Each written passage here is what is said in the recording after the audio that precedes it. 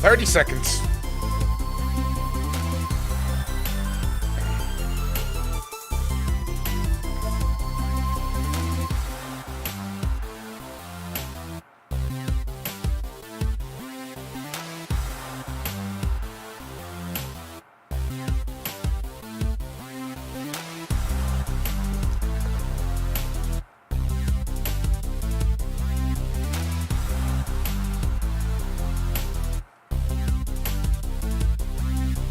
Here we go.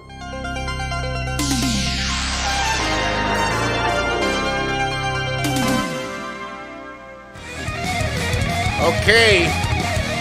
It's going. The thing's going. I'm going to you in 3, 2, 1. I always want to do that for that song. All fired up. What's up, Intertubes? What's up, YouTubes? We are back. It's Friday. We got a Wednesday and a Friday today. We both did a lot of traveling this week, traveling through time, but we are back.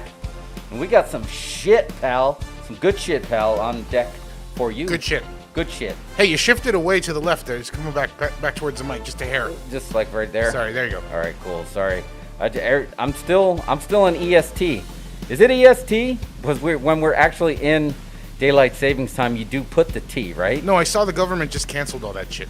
Well, they canceled it. It's over. All time zones and daylight saving times, everything's over. Everything is just one time. Did anyone tell the sun and moon, because they're in charge of time?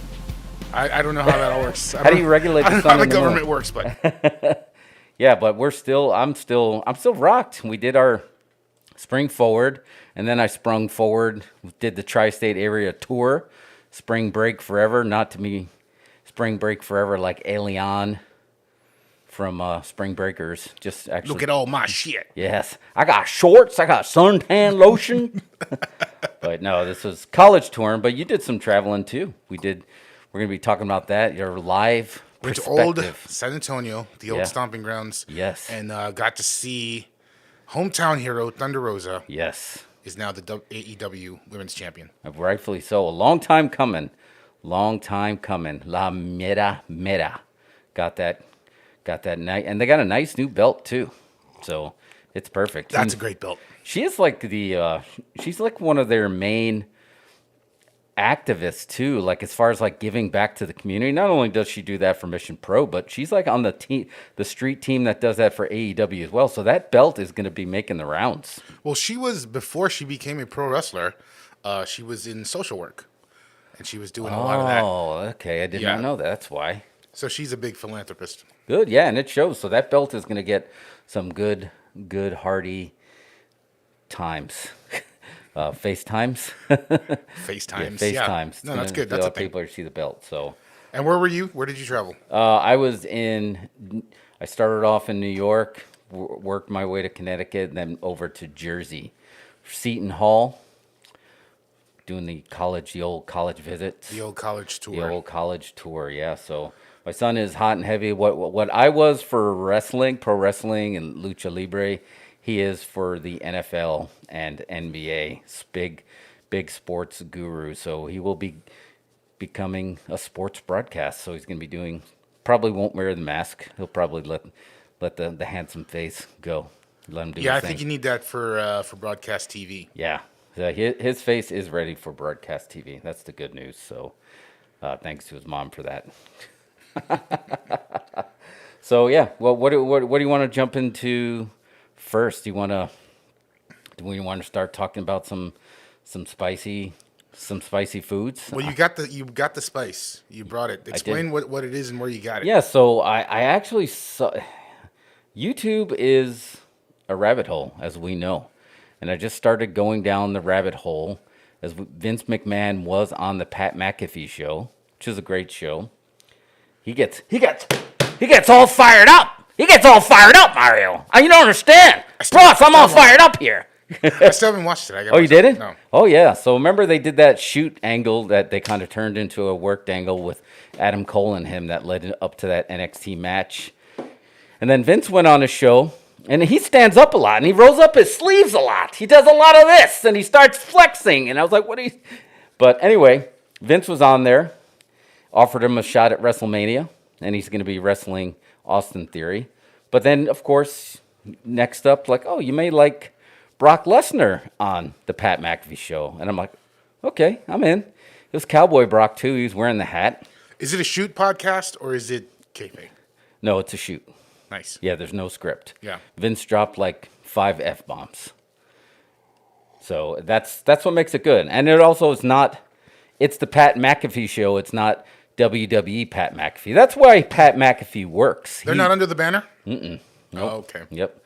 This is his own thing. He's basically Joe Rogan style. He's just gone rogue, does it on his own, and he brings in everything he likes, and he likes pro wrestling, and then he got a job with WWE, but he brings on pro wrestlers. So he had Cowboy Brock on. I was like, okay. And dude, Brock was great on there. Like, this is a side of Brock's personality that you may not be used to seeing.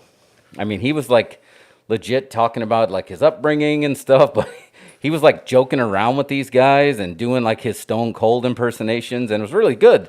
I'm not gonna lie, I can't even picture what Brock sounds like right now. Oh, dude, you need to watch. His voice? I can't imagine. His voice I can't even do a Brock. It's a really tough one. No one does. Yeah, because he's really just known for that.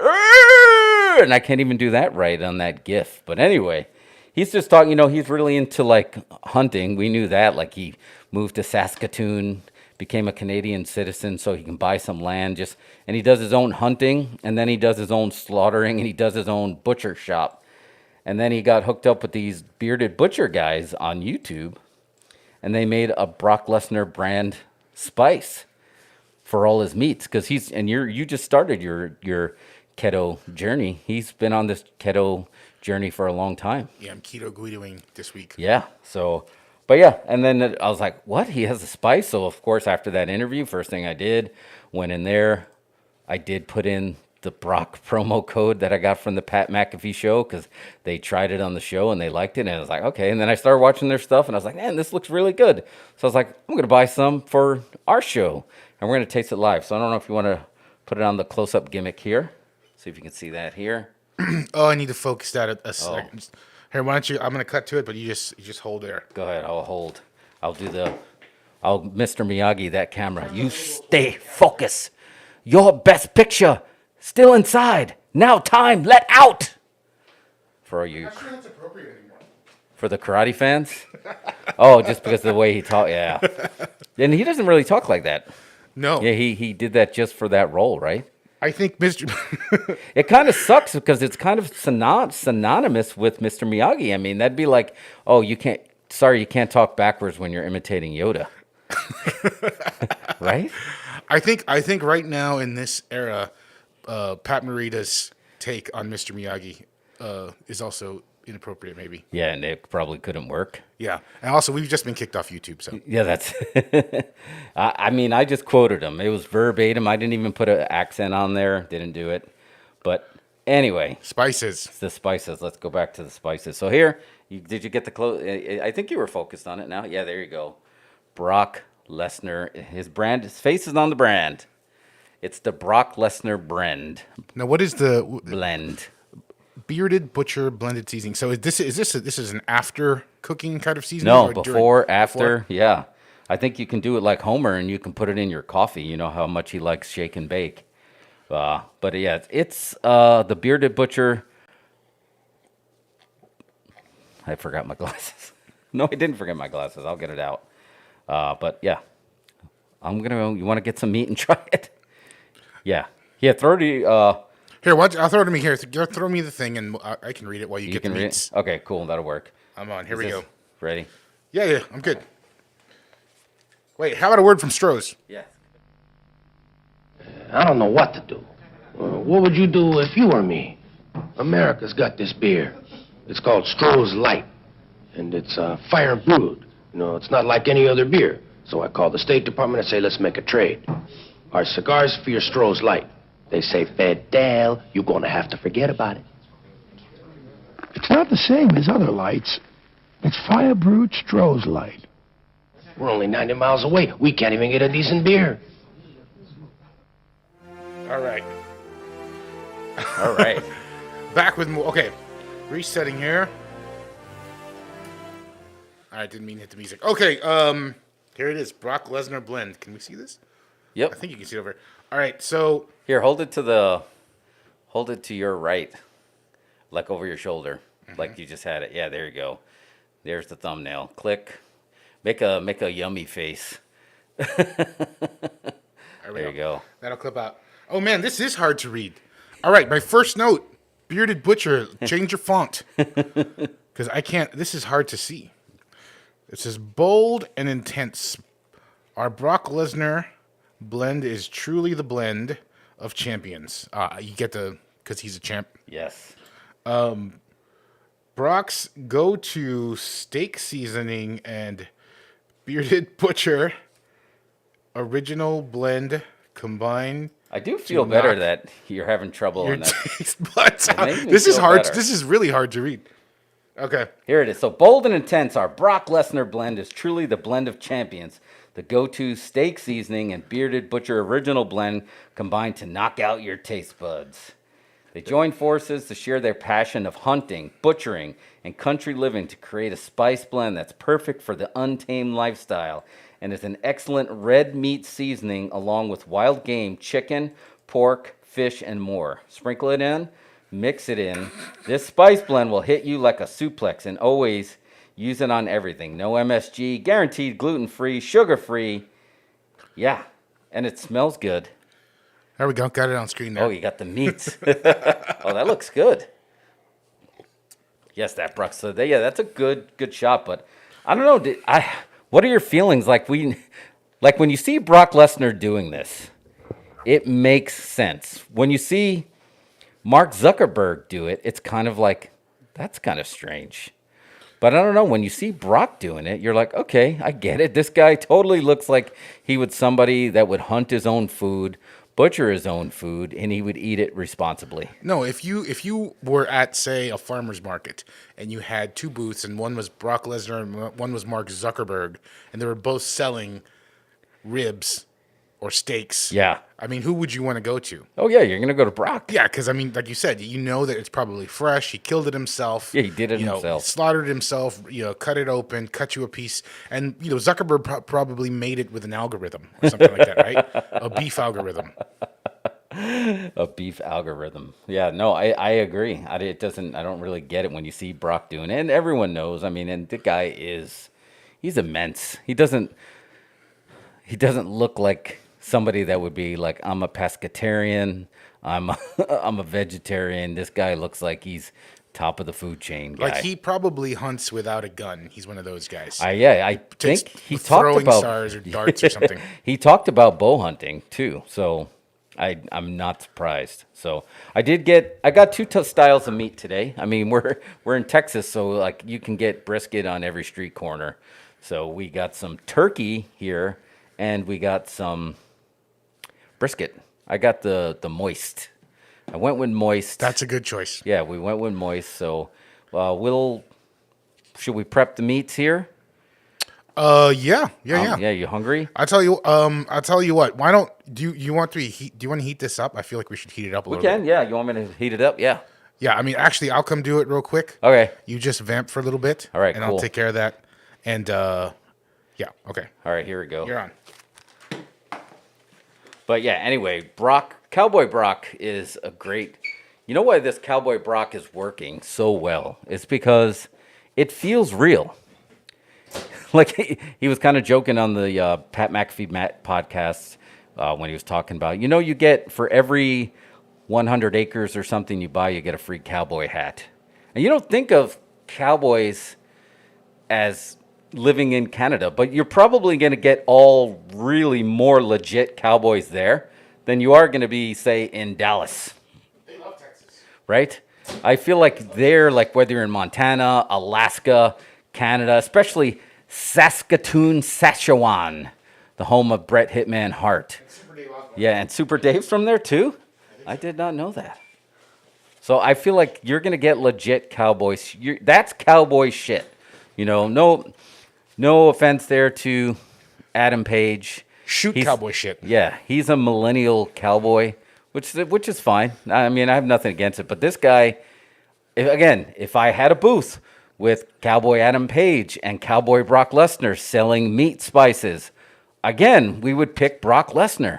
I feel like Brock Lesnar would sell meat, and Adam Page sells like, jerky for your dog. Dog jerky.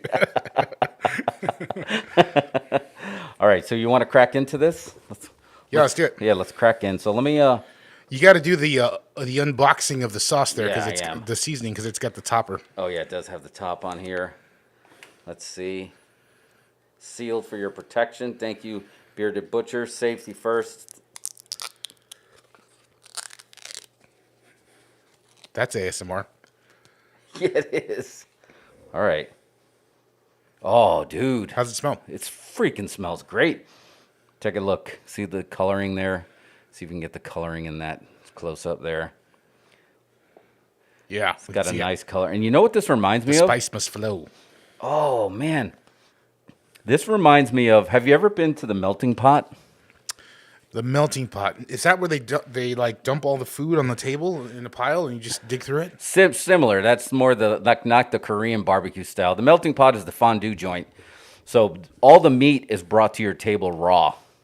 And then you put it on your skewer.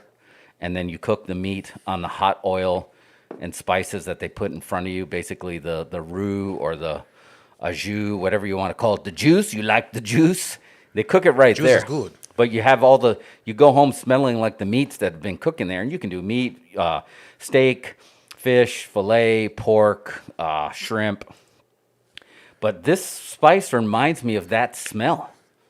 Okay. Well, yeah. All right. So let me dance a few of these up for you. Hold on. Let me grab a fork. Let me grab a fork. BRB. Hold on. Sure. We need the intern throw us a fork. We got Gimmick. We got another word from Stroh's.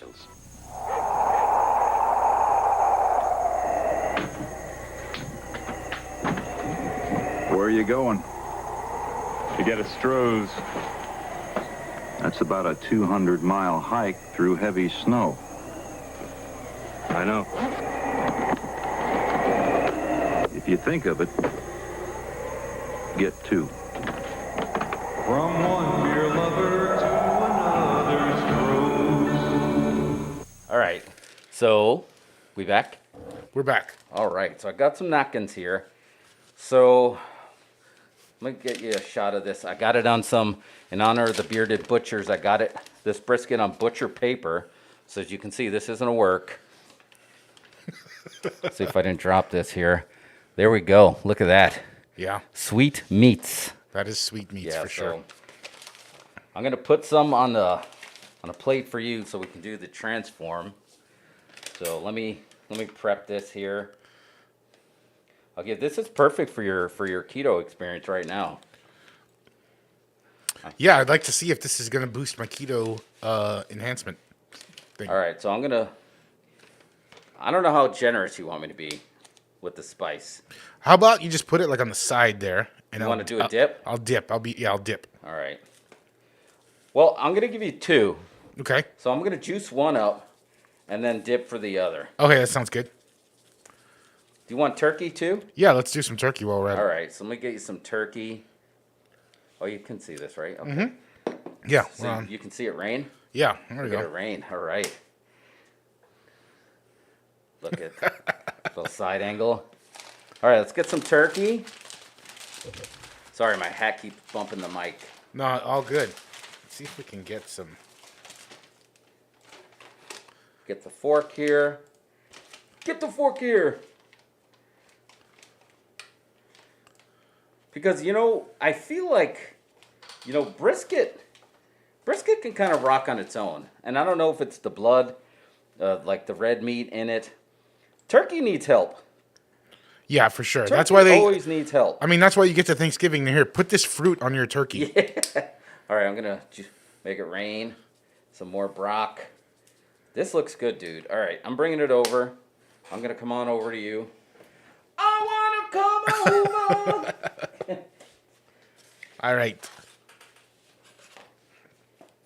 I was just telling you earlier, keto guidoing, which is a specific diet, is you feel the effects right away. It's quick, Yeah. and it's not that bad. You just gotta start. Well, that is a keto plate. Yeah, that is. Whoa, This looks like something you would get like in a cart in Mexico City. All right. Very seasoned.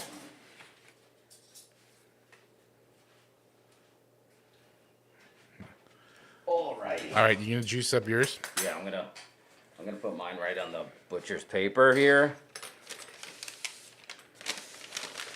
Because eating meat on a butcher paper. Here we go. Zoom me in here. I'm gonna just go right on. Because Why don't you scoot it to where the sign is, so we get a nice little. There you go.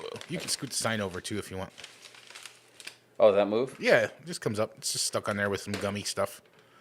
See, people are seeing the behind the scenes stuff. Seeing behind the curtain. There you go. All right, so there's the sweet meats, and I'm gonna do this. Going right on. This is like a cooking show now. It is. Dude, it smells so freaking good. I can already tell you this is gonna be a positive experience. All right, I'm gonna do a little dip too. It's the moist maker. So take a look. There you go. Look at that. All right. Cheers. Oh, I don't have the right mask on for this today. Uh-oh. So I'm going to gimmick the mask a little bit. Because nothing's stopping this meat from hitting my mouth. All right, ready? Cheers. Cheers, bro. All right, going with the beef first. Oh, man. That is freaking good. That is freaking good. Yeah, it's got an interesting mix of flavors there. It's potent. Like I got a little ambitious.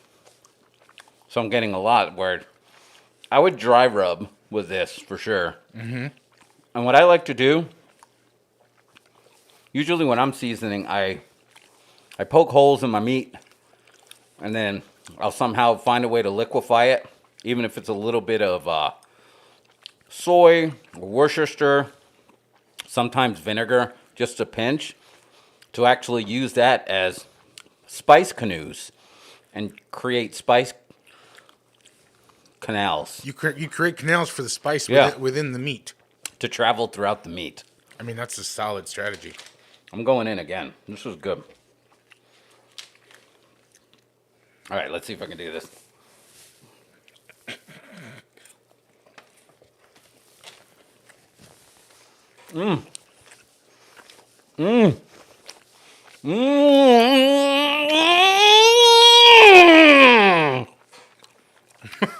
That was good. That was a good bite. Yeah, it's definitely got a lot of personality. It's good. It's Did you do it on the turkey? spice is slight. I tried the turkey. Turkey definitely benefits. It's good. Yeah, it needs a little bit of the wetness.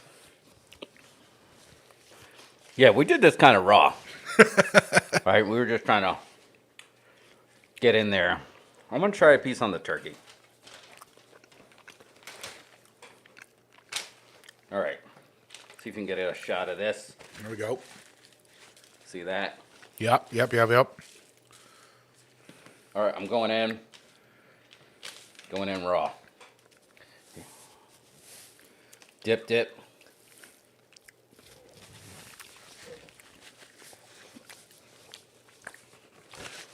What do you think on the turkey?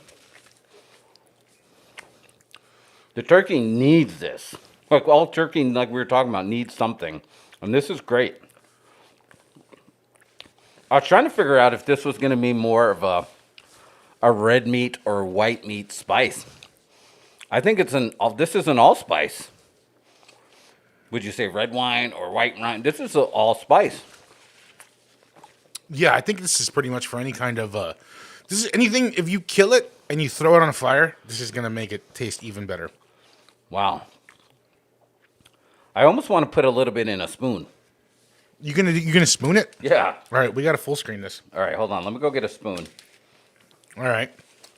Grab the spoon. Okay. All right, I'm gonna spool. I'll spool up the TikTok thing. This seems like a TikTok challenge.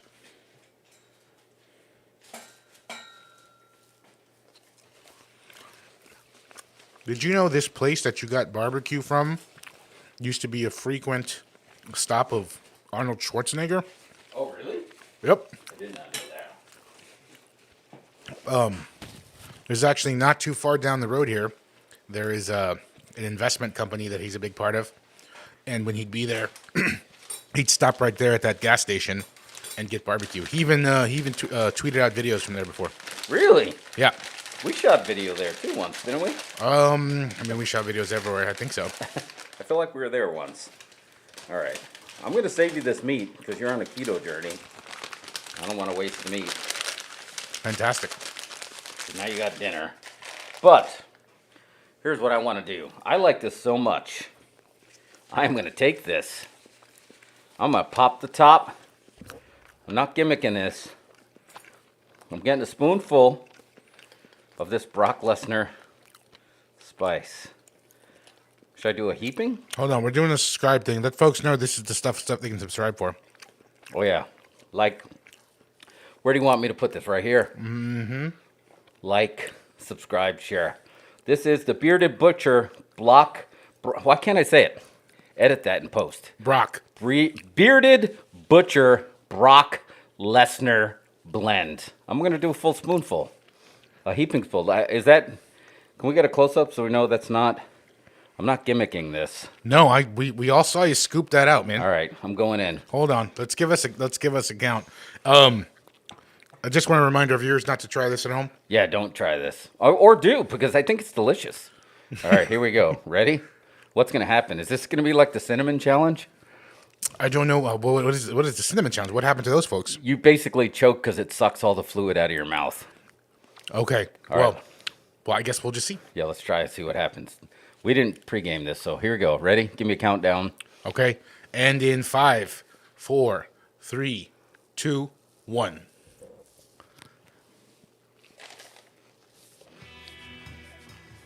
And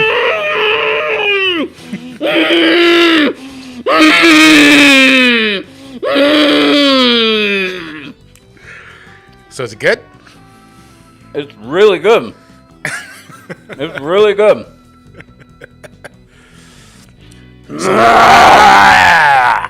Brock Lesnar. Wow. Wow. So pretty good by the spoonful then. I need water. Wow. Although now I'm tasting all the pepper. It's got quite a bit of pepper there. Guess what it doesn't have? Sugar. Is it sugar free? So it's keto friendly. Oh, yeah. That's really good, though. I did leave you plenty for your meat later. Oh, yeah, you're good. So I bought a bunch of these bottles, but you can go to thebeardedbutcher.com and you can use the code Brock at checkout for 10% off your entire order. That's a limited time while supplies last. Free shipping to the U.S. for orders over $50. $50 holla! Get you that free USPS, brother! Hey, Jason just reminded, we were going to talk about Scott Hall. No, you had a Scott Hall story. Oh, we did. Let me get my bearings first. Shall we hear from Stroh's real quick? Yeah, let's go to Stroh's, and then we'll get our bearings quick. All right. I don't know what to do. What would you do if you were me? America's got this beer. It's called Stroh's Light. And it's fire brewed. You know, it's not like any other beer. So I called the State Department and say, let's make a trade. Our cigars for your Stroh's Light. They say, Fidel, you're going to have to forget about it. It's not the same as other lights. It's fire-brewed Stroh's Light. We're only 90 miles away. We can't even get a decent beer. So, yeah, Jason, we are going to have a beer and talk about Scott Hall today. Completely forgot about that. We've been traveling, right? But I think Jeff has an awesome story. about it because because I'm a fan. I'm a fan. I'm a wrestling fan. And if, whether you know it or not, Jeff was actually in the business, and he's got lots of great stories. But I'd love to hear, Jeff, your Scott Hall story if you want to tell it. Yeah, definitely. R.I.P. to one of the best to ever do it that did not wear a world championship belt. And if you look at any list of pro wrestlers that were top guys who drew big money and didn't wear the top belt, he's probably at the top of that list. He never had the top belt. Never had What belts did he have? Do you know? Intercontinental, WCW tag titles. Never the world belt in either company. He did a lot of. Sorry, my nose is still running from that Brock Spice. Yeah. No, I heard Cornette's tribute earlier, and he had nothing but really great things to say about him. You know, Cornette doesn't say nice things about anybody, but yeah, Cornette was saying he's the best worker out of the group he came through with. I shared on our Instagram and our TikTok. One of the first times I ever came across him as a fan before I was in the business was in the AWA. It was I think it was called like American Starship, and it was like Coyote and like Eagle. It was like, but he was in the 80s. He had that Magnum TA look because he had the big mustache. But Wrestle Rock Rumble, 1985, they did a rap very similar to the Super Bowl Shuffle with the Bears. And Scott Hall was there. He actually had the tag belts with Kurt Hennig, Mr. Perfect. There was that era of AWA produced nothing but future stars that basically defined who your wrestling memories would be. Hulk Hogan. But he wasn't doing the Razor gimmick at that time. What was he doing? No, he was just Big Scott Hall. He bounced around with a lot of like gimmicks because everyone knew he was something special. I think they had like an alligator hunter gimmick for him for a while. The first iteration of what Razor Ramon was gonna be was, I believe, around 90 or 91, was in WCW. He was the Diamond Stud. And that was when they really repackaged him, where he had like the slick hair, but he was basically part of the Diamond Mine with DDP. And he teamed up, ironically, with Vinny Vegas later on. I mean, basically, think about this. Before WCW had Scott Hall and Kevin Nash, they already had their one of their top drawing teams ever back in the early 90s, and no one who knew who they were when they were Vinny Vegas and the Diamond Stud and the Diamond Mine. But he had the look. Instead of a toothpick, he had a match that he would do that. And it was a very short-lived gimmick, but that's when Vince finally rented Scarface. And was he doing Scarface at that time? No. He didn't do the Scarface gimmick until Razor Ramon, but he had the look. He started the look, which was the hair and the little piece of wood in your mouth. I have this vision of like Vince walking in on Shane watching Scarface. What the hell are you watching? And then he gets the idea. Oh, yeah. And that's why there was a lot of, Jason saying, that's where there was a lot of history with DDP. I mean, they had the big documentary, like after he saved Jake the Snake's life, he basically saved Scott Hall's life, from all his troubles, his physical problems, his addiction issues. I mean, Jake did love crack. That was a big thing. I remember watching Beyond the Mat and and Jake just left to go smoke crack. Yeah. You ever seen like It's Always Sunny in Philadelphia when they get on crack? And they're just like, dude, crack is so good. You got to do crack. You got to try crack. But, going back to Razor, it wasn't, obviously, once he became Razor, that was one of Vince's most successful. Back then they do these vignettes to actually lead in for the guys coming into town.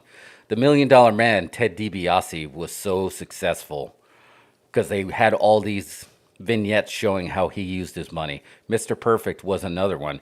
And Razor Ramon was another one. I mean, Vince was on hand in Miami when they were shooting all these vignettes of, Razor Ramon doing all the Cuban stuff in little Havana, playing the cigars and playing dominoes. And it was just done so well. It was done so well. And he got that gimmick over, and I think it was WrestleMania 10. He was already starting to get over, but WrestleMania 10 with that ladder match with Shawn Michaels basically put ladder matches on the map, right? They're calling it the first ever ladder match. They may have had some dark ladder matches before. Brett says him and Shawn did one, but it was Razor and Shawn that put that on the map. And yeah, I do. I have, someone texted me the other day, and I was like, man, he was a really good guy. And then they're like, was he? I was like, and I couldn't tell if they meant because he's the bad guy, or it's just like, was he? And because you hear all the stories. And the only story I have to go on is, when I was enhancement talent there, and that's when Ahmed was coming in. And after I did my shot with Ahmed, I worked some enhancement matches with Kane when he was Dr. Isaac Yankem DDS. And I did one with Undertaker. And it was great. Undertaker was really professional. He lived up to the aura to be in his presence. It was unreal. But anyway, I was bumping my ass off because it was Undertaker. Of course, right? I mean, you're going to bump he just looks in your direction, you're going to take a bump. So I was just, when he pulled me up for that choke slam, I jumped as hard as I could and as high as I could, not knowing that Undertaker's pretty powerful. I mean, I knew he was powerful, but you always just don't realize the power of somebody until you're freaking in the palm of their hands. Until they have you by the throat. Yeah, until he had me by the goozle. He basically brought me up and I got high, dude. And when I came down, I tried to somehow make gravity work harder for me. And I bumped as hard as I could. And I took that tombstone. 1, 2, 3. And the injustice on that match is that match never made it on the air because it was taped for WWF Superstars, and they did a Royal Rumble preemption. So the only piece of that match that is out there is my head getting tombstoned in a commercial for the Royal Rumble. That's really all I have. But that's not the part of the story. The part of the story that came back is, when you're enhancement talent, you're scared. You go back there and you're surrounded by, for me, legends, people that you grew up with, idolize, that are just walking around, and they're your peers, but you don't feel like your peers. I'm 20 years old and I'm sitting back there, and Ahmed's seeing how he can put his arm around my neck. Let me try this, and Piper comes by. Oh, I think you got him, boss. I think you got him, boss. I mean, just to have that. But anyway, after the match, I came back. Taker was great. He gave me the see you down the road. He was awesome. But Scott Hall came up to me, and he's like, hey, good job, kid. You did your job. You made him look like what he is. And those bumps were really good. And, man, you got some height on that choke slam. And I was just like... This was after the Undertaker match. Yeah. And if you would have zoomed into my face at that time, it literally would have been like, he's talking to me, and I'm shy, not looking him in the eye, and just like, taking it in. And he's telling me this, and he's giving me these notes because he's a student of the business. He knows. I mean, ask Sean Waltman. I mean, he has no WW career if it wasn't for Razor Ramon putting him over on Raw. He's not going to be like, oh, don't pick this guy. You always hear the stories, but I'm just telling you for my firsthand account. And like, he didn't know me. I could have just been any other enhancement talent. I'm sure Taker did that to hundreds of guys. He didn't have to come up and compliment me like that. And I was like, I felt like, wow, I was vindicated that somebody saw, Taker saw, but somebody else watching who is very successful in this business saw that. And all I could do was the same thing you and I did when we ran into Darcy and Joe Bob and Darcy. Just like, thanks. Chris Farley'd out, huh? Yeah, Chris Farley. I didn't know what to say. I was like, oh, thanks. Thanks. Like an awkward chuckle and thanks. And then he just kind of looked at me, and then he was getting ready to walk away. And in my head, I'm like, damn it, I got to do something. This guy just complimented me. This is Razor Ramon. I got to do something. I can't just let him walk away. And I looked, and he was already kind of looking around like, okay, this conversation's going nowhere. I need to go talk to somebody else. And I just reached out, and I pinched his arm. Was it St. Patrick's Day? No, it wasn't St. Patrick's Day. I think in my mind, I was going to go give him the wrestler's handshake from the 90s where you just barely touch them. But his hand wasn't there, and I'm like, well, can't stop now. And the only thing that was there was his arm. And then I was just like, squeeze. And I did it when he wasn't, like when he literally looked away. And I was just like, squeeze. And then I didn't look at him afterwards. Like a little kid saying, I got your nose. And now it's like, I got your bicep. Did he look at you after you squeezed him? So after I do that, then he looked down at me. And I just gave my awkward, I don't know what to do here. So just a chuckle. And then he just did his, and he winked and he walked away. Classy. Yeah. He knew it was just like, this kid is like, he knew I was just a bundle of nerves, and I didn't know how to take a compliment, but he knew I wasn't an asshole, that I was just like, how did I even get here? This is kind of a dream, was my dream. So he just did his cool guy chuckle, gave me a wink, and walked away after he just complimented me. So after that, how can you say you hear all the stories of like, oh, the Clique were holding people back, and it's just like, he didn't know me from anyone, man. I told you the same thing with Owen. He didn't have to do this. They don't have to come. These guys don't have to even acknowledge you. I can't give you a Vince McMahon story other than, how you doing? Like when I walked by him. I was like, hey, I was like, hey, hi, how are you? And then Vince is like, how you doing? I'm not going to stop to talk to you, but how you doing? He had plenty to say about your pants, though. Oh, he did. Yeah, during the match, he did. Yeah, we got some of those clips. We got to pull those up. So I think the thing about Scott Hall is I feel like his addiction issues sort of overshadow some of his accomplishments, Yeah. I think that's it's just what folks seem to remember. And when you're seeing now that he's gone, folks coming out and giving their memories of him, a lot of people had a lot of respect for him. Yeah. They really liked him. Oh, no, absolutely, dude. He was a student of the business. He came up in the territory era, right? And basically, if it wasn't for him and Kevin Nash, does the Attitude Era even happen? Does the NWO even happen? And you heard Jim Cornette was talking about it on his show. It was just like they sued him for like, you're imitating Razor Ramon. That's our character. But Scott was just this guy that was just like so cool. He built in these mannerisms that were Scott Hall being Razor Ramon. I'm not acting. He wasn't playing a character. He was just that cool. Right. And it's like, how can you say that this is him? And there is no NWO WCW without Scott Hall going out there and cutting that promo. Very first line of the NWO faction was him, right? Yeah. You know who I am, but you don't know why I'm here. And like Cornette said, it's the first time in the 90s that anybody believed anything in pro wrestling.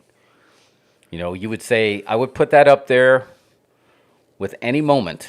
And even, for Hulk Hogan to come, it's like, you know what? I'm going to be the third guy in this faction. Because he knew this was money. And a lot of that had to do with the creative of Scott. There was a lot of creative people that don't get credit for how much they helped create just by saying something in the locker room. And I guarantee you, Scott was one of those guys. He would be the guy that walk up and like, hey, I see the gimmick you're trying to do. You should try to do this. Or you should try to do that. Maybe you should wear this. Maybe you should say that. But think, if he didn't know me, he didn't even know my name, and he was giving me compliments bordering on notes, if I would have engaged with him, he would have gave me notes. If he did that to somebody he didn't know, a nobody, what would he do for somebody that he sees that can make money? Yeah. Did he ever have, he sort of, when he sort of was having his issues with substances, he kind of fell off wrestling, but he never had any background in the booking or training or any of that stuff, right? No, not like officially. Not officially. But again, he was one of those unofficial guys that he has really good notes to give. And I'm going to say, you hear all the reputation. Kevin Nash was another one. He made a conversation with me. Sean Waltman, who I worked with in Global, he was another one. You saw him always engaging. Like when Mick Foley was Mankind, he's like, "Oh man, bro, did you see Texas Chainsaw Massacre 2? What you should do now that you shaved a piece of your hair, you should get a lighter and light that hanger and scrape the skin and act like you're eating the skin." He's out there like feeding. These guys were all just trying to make the business better. And it could be argued they did this because there was no union, so they made an unofficial union in the locker room. But Yeah. it was just like part of their own. So he never had any official. I'm training other than his son, right? He was training his son a lot. So I don't know. I've never seen his son work. I think they've done some tag matches, or he's came out as his manager. But Has he's had some dark times, and that's got to be hard to be Scott Hall's son as far as like coming up in the business of just like Yeah. you have. That's a hard act to follow. So he was a good guy.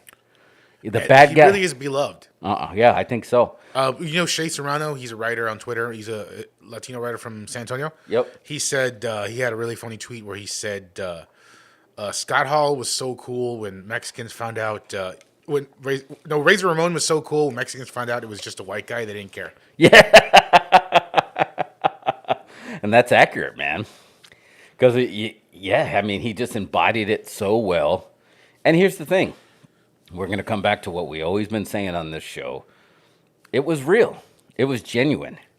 When he was Razor Ramon, maybe the accent wasn't genuine, but the coolness was. And that shined through.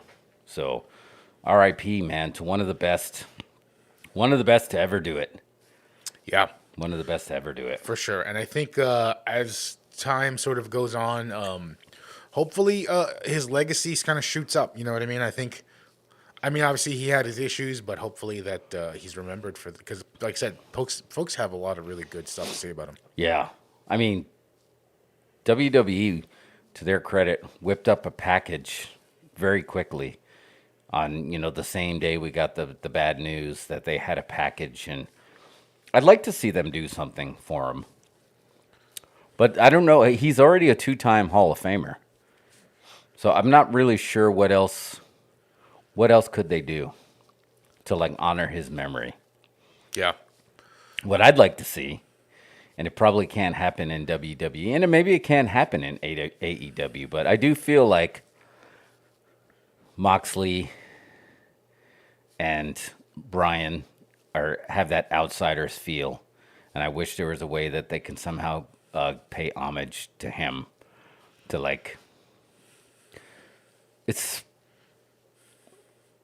just to let him know how much of an impact on the business he really did have. We saw Britt had the Razor gear at in the cage match. Oh yes, she did. Yeah, and I don't know. Did you get a lot of people were saying it's too soon when Kevin Owens came out on Monday Night Raw and he said, "Hey yo."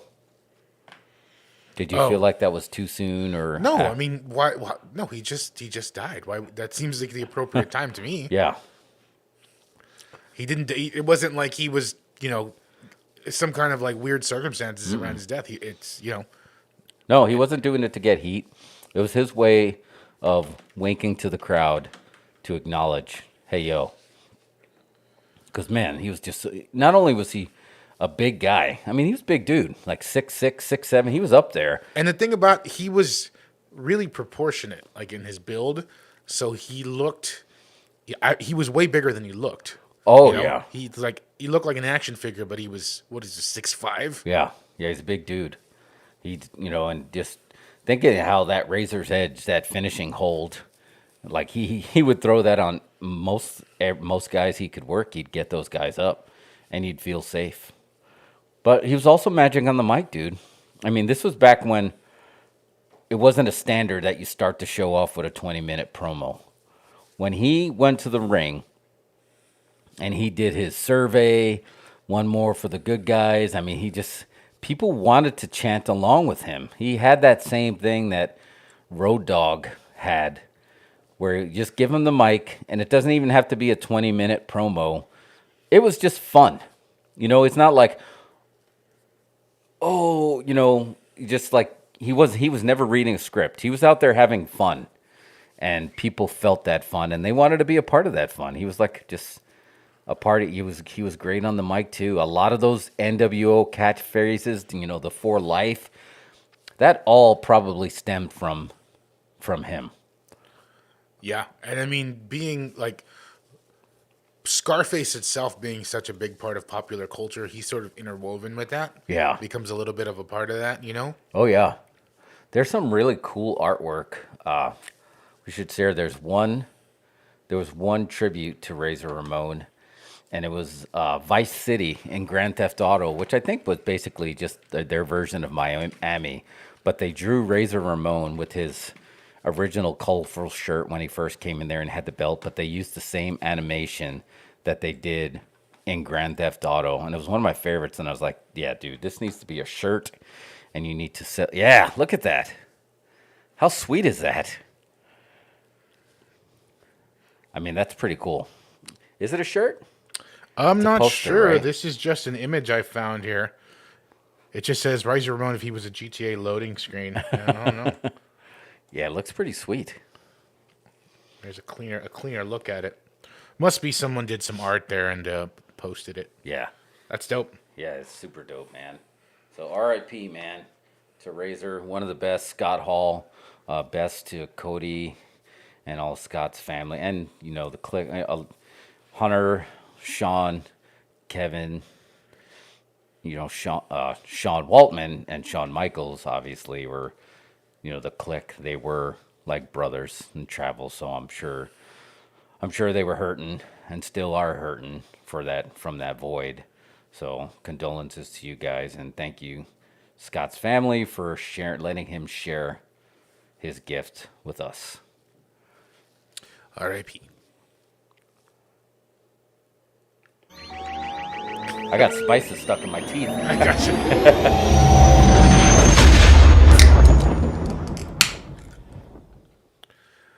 All right. Spices stuck in my teeth. Dude, I can't believe you took a whole spoonful of that. That reminded me, folks don't know, but well, how do I phrase this? You are a bit of a challenge eater kind of a thing.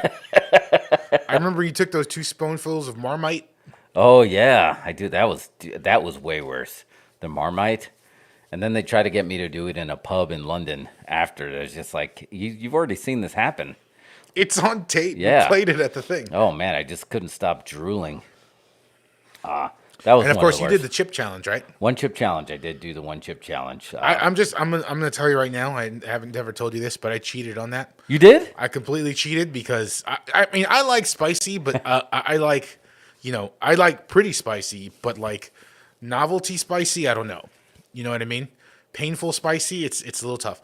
But like when they were handing out the chips, and I don't know who brought them that day and was giving them out, but I got it and they had it on a napkin and I kind of rubbed it with the napkin to get some of that stuff off of it. You know what I mean? But it didn't matter. I think the chip destroyed me. I was gonna say, but you didn't really cheat. You gimmicked it. Yeah, I gimmicked it. You gimmicked it more than you cheated. Like, if you would have cheated, if it would have been like, I had a Dorito in my pocket and I did the old switcheroo. Then I was I should have thought that. yeah, that's cheating it. But you just gimmicked it. But you're right. That thing is ferocious. And it gets worse. Like, I think they're going to just like, let's just keep upping the ante until we kill somebody. How long till someone dies from that? Well, because now they're at the spice now where it's being made in a lab. It's not being grown in the ground. It's being made in a lab. What happens if it falls into the wrong hands and they deploy that into the water supply? You're screwed. But think about this. You know the whole thing in Texas with the whole Delta 8, which is just that. Oh yeah. That's gimmicked, dude. That's made in a lab. That's not grown either. And it's like, that's why you got football players go in and be like, I'm turning myself in for a crime I didn't commit. Why? Because I just took this gummy. That stuff is crazy because it's made in a lab. Like, if I want to go as hot or get as high as I can with something that was grown in the ground. Yeah, true that. If you're making it in a lab, I'm not interested because now you're talking weird science. And the only weird science I accept is Kelly LeBrock half naked on a Time Life game board. Otherwise, I'm not. Or as your gym coach. Yes. What would you two maniacs like to do first? But yeah, so It's funny to think at the time she was married to Steven Seagal. yeah, it's funny to think anybody. Is it you think the rumors about him are true? Which rumors? That he's actually fighting in the war, and he's actually he's one of the like Russian soldiers? I doubt it. If he is, if that's going on, he's in there as more of a mascot because I can't. I don't. I think his Aikido days are behind him. Yeah. I think those are long gone. Although he did, there was some clip online. I don't know if you know about this, but Mike Tyson has been dipping his toes into the action genre, and he's pretty good. You know, He was in IP Man 3. yeah, Right? he was in Ip Man 3, and he actually has a scene. Maybe I can pull it up. He does a scene with Steven Seagal. Oh, in that movie? No, not in that Oh, movie. in a different in a different one. So, but he's pretty good because obviously he's one of the most gifted fighters in the history of mankind. Right. So, but like, you know, he's working with these action directors and like martial arts directors, and they just play to his strength and play to his punches, and it actually looks pretty good. Here, let me see if I can find Yeah, it real see if quick. you can pull it up. Dude, Tyson, I like this, I guess, level 3 Tyson. Level 3 Tyson is entertaining as fuck. I mean, he's doing like a stand-up tour. He's talking about fighting Logan Paul, but then he's also, I mean, he was a scene stealer, right? Like everybody went to see, whatchamacallit, where Bradley Cooper, the bachelor party. Why am I? The Hangover. Yeah, Hangover. That was a big deal having Tyson in there. I mean, I like third, like, because you were curious, right? Remember Raging Bull? Like, how is he going to turn out, you know, when it's all said and done? I like that he's great. He always makes his way, and he's in memes, he's in GIFs. I mean, Cartoons. He has his own cartoon. yeah. I think it seems like he's living his best life right now. He's got he's got his own pot company. Oh, yeah. And he's putting out the gummies now, and they're little ears with a bite in them. I did not know that. That's great. Yeah, I'll see if I can pull this. Look, no, here's Steve. Let's watch Oh, yeah, some of let's this. let's watch Here's it. like Steven Seagal. I'm going to leave the sound down so YouTube doesn't mess with us. But this is Steven Seagal and Mike Tyson in an action scene. I don't think you need to hear what's going on. You could kind of tell by their faces. Yeah, you can get the gist of it. I think you get the gist. Here, let me scoot me over here. So yeah, these he's been doing these Hong Kong action movies, and obviously Steven Seagal has as well. And it's one of those things. I think. Let's see if we can get to the fight here. Obviously, Mike Tyson and Steven Seagal are not going to get along. I think it probably takes a while for. Let's see. Here we go. It's a little Mike Tyson action. I think he does a really good job. He's obviously a gifted athlete, you know. Yeah. And he's got the facials. Oh yeah, he's everything about And it. he's got these Hong Kong action stars bumping for him. So What was this movie? Do you remember? this the name is of it? called China Salesman. And he's got the face tattoo. I mean, he's ready to go. I think this is Lateef Crowder. See, they give him. He just does a his punches look so legitimate. yeah, and he does a full box. He just does a boxing gimmick, and I love that. Just someone mixing him in with these martial art guys, and of course Steven Seagal's just hanging out till. I like Bald Undertaker too. He's got Yeah. a cool look. I mean, isn't this great? I think can we get a full Mike Tyson action movie? I'd be there opening day. I would be there opening day. This is China Salesman. You can rent it, or I think it's available on YouTube. Oh, Here we go. And look, see if you can. Seagal's it's a stuntman most of the time, except for the face shots. Seagal doesn't do a whole. Taking off the scarf, so things got serious.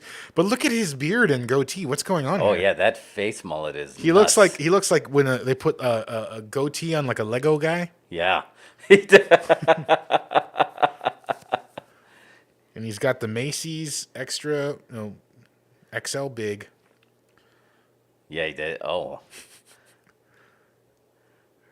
Anytime it's not a direct face shot, it's not Seagal.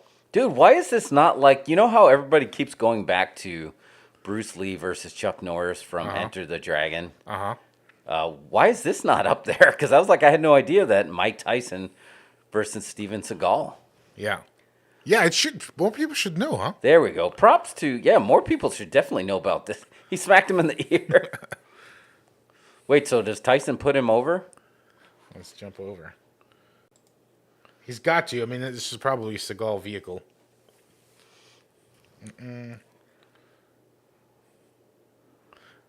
Oh, no? All right, well. Wow. That was cool. That was awesome. Like, yeah, if Alamo ever shows that, let's go. I love China this. Salesman China available Salesman. on VOD, probably. Maybe. Or not. Maybe it's not available anywhere. I don't know. Yeah, I would like to. Again, I'm happy with Level 3 Tyson, and that's cool to see that. I really do enjoy that. And Steven Seagal, I feel like he's going in the opposite direction. Like his reputation's taken more of a beating, and Tyson actually is becoming more beloved. 100%. I mean, I think they had like a poll on Saturday Night Live with Lorne Michaels and saying who was the biggest asshole to ever host Saturday Night Live, and he said it was Steven Seagal. Have you seen that episode? No, I don't remember. Oh, I may have seen. It's on the Peacock. It is on there. Yeah, you can find it. It's shoot one of the worst episodes ever of the Saturday Night Live. This guy, Steven Seagal, obviously, not hard to imagine he takes himself pretty seriously, but he would not sell for Chris Farley on the jokes. You know what I mean? Oh, really? He was working Chris Farley, and he just would not. He didn't sell any. He would not put his jokes over. Wow. I don't remember that episode. I just remember. And then there is a scene towards the end of the show. The end. You know how Saturday Night Live they put the weirdest sketch at the very end. Yes. The tail end. Yep. Okay, so it's that sketch, and it's basically a boardroom of Exxon executives talking about how they don't care about pollution. It's no one from the show, none of the cast. It's just no name thing as Exxon, and Steven Seagal just walks in and beats the crap out of everybody. And throws him, does the whole gimmick, throws him to walls, flips him over. They're bumping for him. And he just looks at the camera and says, "That's why you don't pollute." Is that real? Seriously, yes, it's real. Oh my God! Like so they were just like, let's just get this guy out of here. He wants to beat some people up. Let's give him the fight scene. Because the thing is, the host, this is kind of a shoot. The host of SNL gets to direct. They're not your skits. They're not just telling them what to do. They get to direct the show. They get to pick the creative and what they like and what they want to try and what they don't want to do. Oh wow! I did not know that. Well, I figured returning cast members or people part of the Five Timers Club, pretty much can pick their shots. But I lost my train. Yeah. I got off the train. Yeah. Anyway, I had another piece of spice that just came out of my tooth, and I just got another bearded butcher seasoning blend in my face. I kind of want to replay that, and so we can see it. Can I do that live? I don't know. Is this? Let's try some Spaceballs shit real quick. All right, let's try Inception. You good? We've been on for an hour here. You Yeah, want to do a quick be right back? Yeah, do a BRB, and then because I wanted to reserve a lot of time for our AEW friends and our Mission Pro friends, and a friend of the show, Thunder Rosa, and we give her a proper full segment. So, but yeah, let's throw it to our they don't know our sponsor, and then we'll get into that. I don't know what to do. What would you do if you were me? America's got this beer. It's called Stroh's Light, and it's fire brewed. It's not like any other beer. So I call the State Department and say, let's make a trade. Our cigars for your Stroh's Light. They say, Fidel, you're going to have to forget about it. It's not the same as other lights. It's fire brewed Stroh's Light. We're only 90 miles away. We can't even get a decent beer.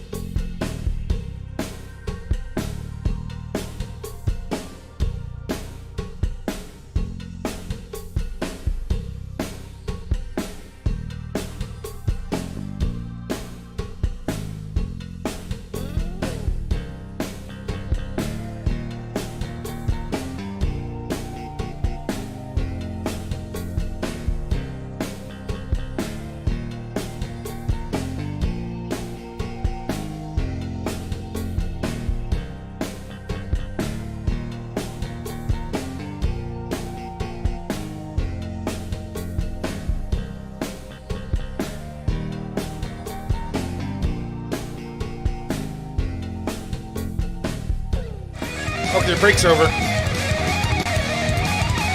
coming back. I queued up the thing. Let's go Spaceball style to the past. Spaceballs. Let's hyperspace to that one time when. No, that's not. Oh man. I'm not gimmicking this. No, we all saw you scoop that out, man. All right. I'm going. Oh, Zentrix. Look, I just inceptioned this. Do you see what's going on right now? Yeah, I'm so confused right now. Yeah, don't try this. That is a heaping spoonful. What was I thinking? I don't know what possessed you to do this. A Zentrix production about to crack open a tropical punch pickle beer. I wish I had that here to wash the flavor of the spices out of my mouth. You should react to yourself. Yeah, hell, let me see. Here we go. Ready? Give me a countdown. That was a lot of spice on that spoon. Oh man! I'm gonna show that to your loved ones. I think they should know that happened. I can feel it still.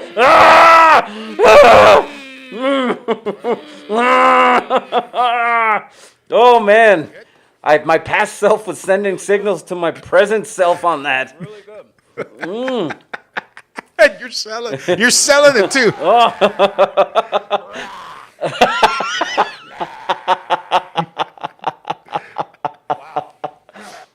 I can still taste it. Just rewatching that made me retaste that. Oh man, but it was delicious.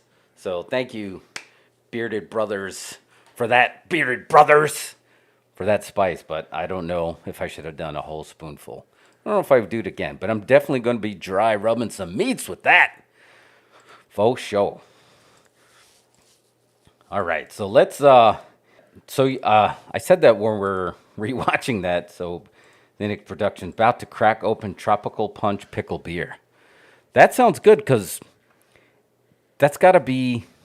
Is that the Fruity Pebbles of beer? You're going to get a little bit of, or is that going to be sweet then sour? Oh, is it pickle beer mixed with tropical punch? Yeah, is that going to be like Sour Patch Kids beer? You got to let us know what that's going to taste like because I'm really curious. Because the pickle brews are definitely the sour blends, and tropical punch I feel like are going to have that fruity bit, the bitters in there. So I'm curious what that's going to taste like. But yeah, let us know in the comments, and we'll see if we can track that down. That'd be a fun one to try live. All right. So I wasn't the only one who went on a spice journey. Slightly sour. That's slightly sour. Okay. I'll have to check that out. So, he who controls the spice controls the universe. It's been a really spice thing. I think I rewatched one of the Boba Fett's scenes with the spice trade, and then I rewatched Dune this weekend. Oh yeah, it's back on HBO. Yeah, so it's all about the spices today. And they bring you on a journey. But speaking of journeys, you went on a journey to a spicy part of Texas known as San Antone for AEW Dynamite St. Patrick's Day Slam. So you were there live representing Dos Incredibles, you and Lucha Lati. So tell us about it, man. I was gone. I was trying to live vicariously through you. It was awesome, bro. It was so cool. I meant to text you and I want to ask you if you ever worked Joe and Harry Freeman Coliseum. I have. You did work there. I did. It's a great house for wrestling. Yeah, it's a good venue. So that's where I actually first met Mark Henry. And I worked, we just brought that up like serendipitously. It was Dr. Isaac Yankum DDS. That's who I was the enhancement talent for that day at the Freeman Coliseum. But yeah, it's a cool wrestling venue. So it is. It's really cool. It was a really hot crowd. Obviously, this is the first AEW in San Antonio, right? And you know, if you're a fan, you had a pretty good idea what was going to go down that night. I was surprised to hear a few people. I heard a few people in line had no idea what was going on in AEW. I mean, WWE still has quite the reach, you know, and it's got a hold on people. And I understand that. I feel like I see myself sometimes. There's a new wrestling show to check out. It's hard to commit to new characters and make the investment, you know. But you know, let me sure that I think after the show they probably figured it'd probably be worth it. Anyway, Awesome house, awesome show. I got some clips and stuff like that so we can watch. Yeah. We ended up with some really great seats. The seats were better than the Full Gear seats because Oh, really? That's right, because you went to that pay-per-view in Minnesota. yeah, Full Gear we actually just I don't know why. I was like I'm YOLO, I'm whatever this age. So I got like some floor tickets or whatever, which, I don't know, not the best decision I think I've ever made. But anyway, we ended up with a really good view. But these were actually, we were really close. Like, not like if I can show you the view in here in a second, Yeah, we were pretty yeah. close. But we had quite the vantage point, and then like we were in a row that was just 2 seats by itself. So this sort of area had rows of 2 seats and 3 seats and 2 seats and 3 seats, just like that. Oh, really? And so we ended up with in this really, and we were right by the hard cams. So they were facing us, right? Because they're cutting all the promos in our direction because we were right next to the hard cams, and just great spot. Let me pull something up Okay, here. yeah. I'm gonna throw it to you real quick, just vamp. For Yeah, a second. yeah. And congrats to friend of the show, Thunder Rosa. I mean, everybody know, look, when we rented that last Revolution pay-per-view and we saw Thunder did not get the belt, we were all disappointed, but we were also a little suspicious, and we couldn't figure out because it's Thunder's time to carry the mantle. We knew. And then when you do the math and you realize that she was coming through Texas, it's like, oh my God, they're going to be in her hometown. We knew that it had to happen. Like the odds were forever in her favor for this one, and rightfully so. Like we were talking about earlier, she does a lot of charity work. She gives back to the community. She's building her female promotion here with her family and her friends, and she's just a great person. She was so down to earth. Did you expect her to be so down to earth when we met up with her on her show at Conroe? I mean, no, because she comes off really intense in her podcast. Yeah, she She does. is very determined, very much she's got a lot of confidence, I guess you'd say. But like, no, I didn't expect her to be so approachable and down to earth. Just a really good person. So yeah, I was telling you, yes, you're gonna get to experience that pop live. Oh yeah, look at that shot, dude. You had great seats. Oh yeah, these Those were awesome. Incredibles in the house. Yeah. Too bad. Look, here we go. Adam Cole is way over in San Antonio. Let me just say. Is he really? Yes, I think after Thunder Rosa, the most shirts I saw were Adam Cole. Really? So he got the biggest pop? Yeah.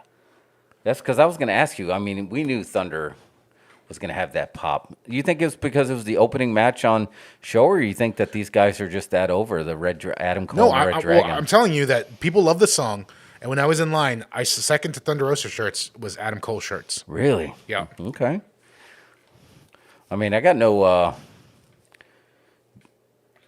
not a surprise. How was Jungle Boy's pop? Awesome. I mean, everybody loves to sing Yeah. along.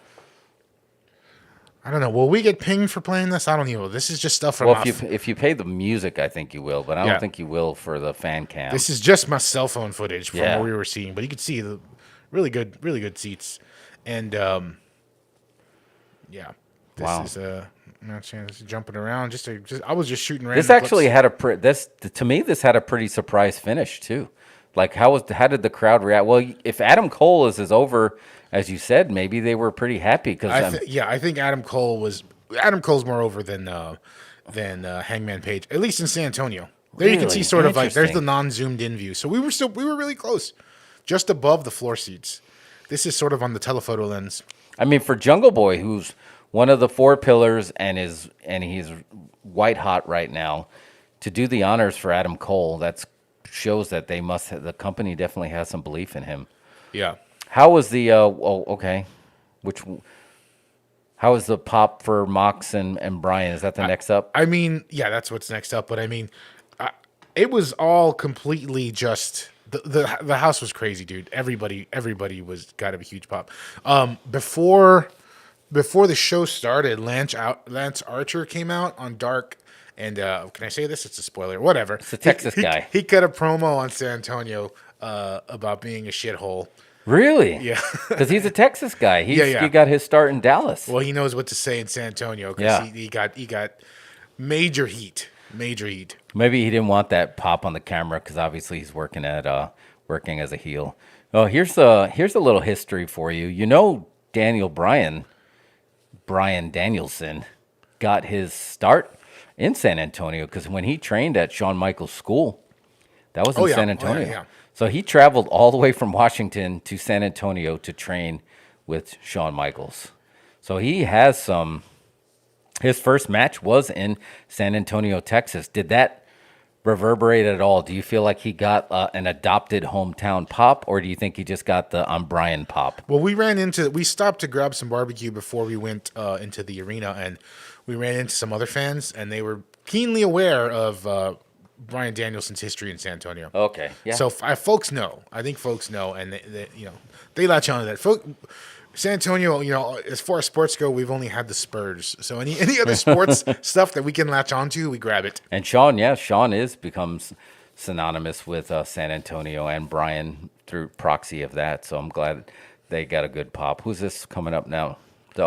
Oh, yeah. The Jericho sing-along was still intact. Yes, and he actually cut a promo, a dark promo after the show where he was telling folks to stop singing. So I don't know if that's coming up. Oh, I think that is coming up because I know. Did you expect that whole we're sports entertainers? I like it so much. It's great. I love that angle. And here's the thing, and I told you, we talked about this on the show before with Jericho. When he's a heel, he wants to be a heel. He doesn't even want to make merchandise money. He's like the Tom Brady of professional wrestling, that is like, okay, I'll take pay cuts to do what's best for business. And that for what's best for business is to make it to where he's a heel, so he's going to stay a heel. So that means don't sing along. Yeah. I think the heat's going to be if he comes up with new music. So not only not sing along, but just come up with new music. Another Fozzy single. Yeah. Another Fozzy single might be the way to go. One that you can't sing along. One that has no lyrics. What do you think of this footage? Is it pretty like... This is great. I mean, this shot right here. So you had Wardlow and This was intended to be edited into something, but I just didn't have the time. But I was trying to grab bits of everybody. no, this looks good.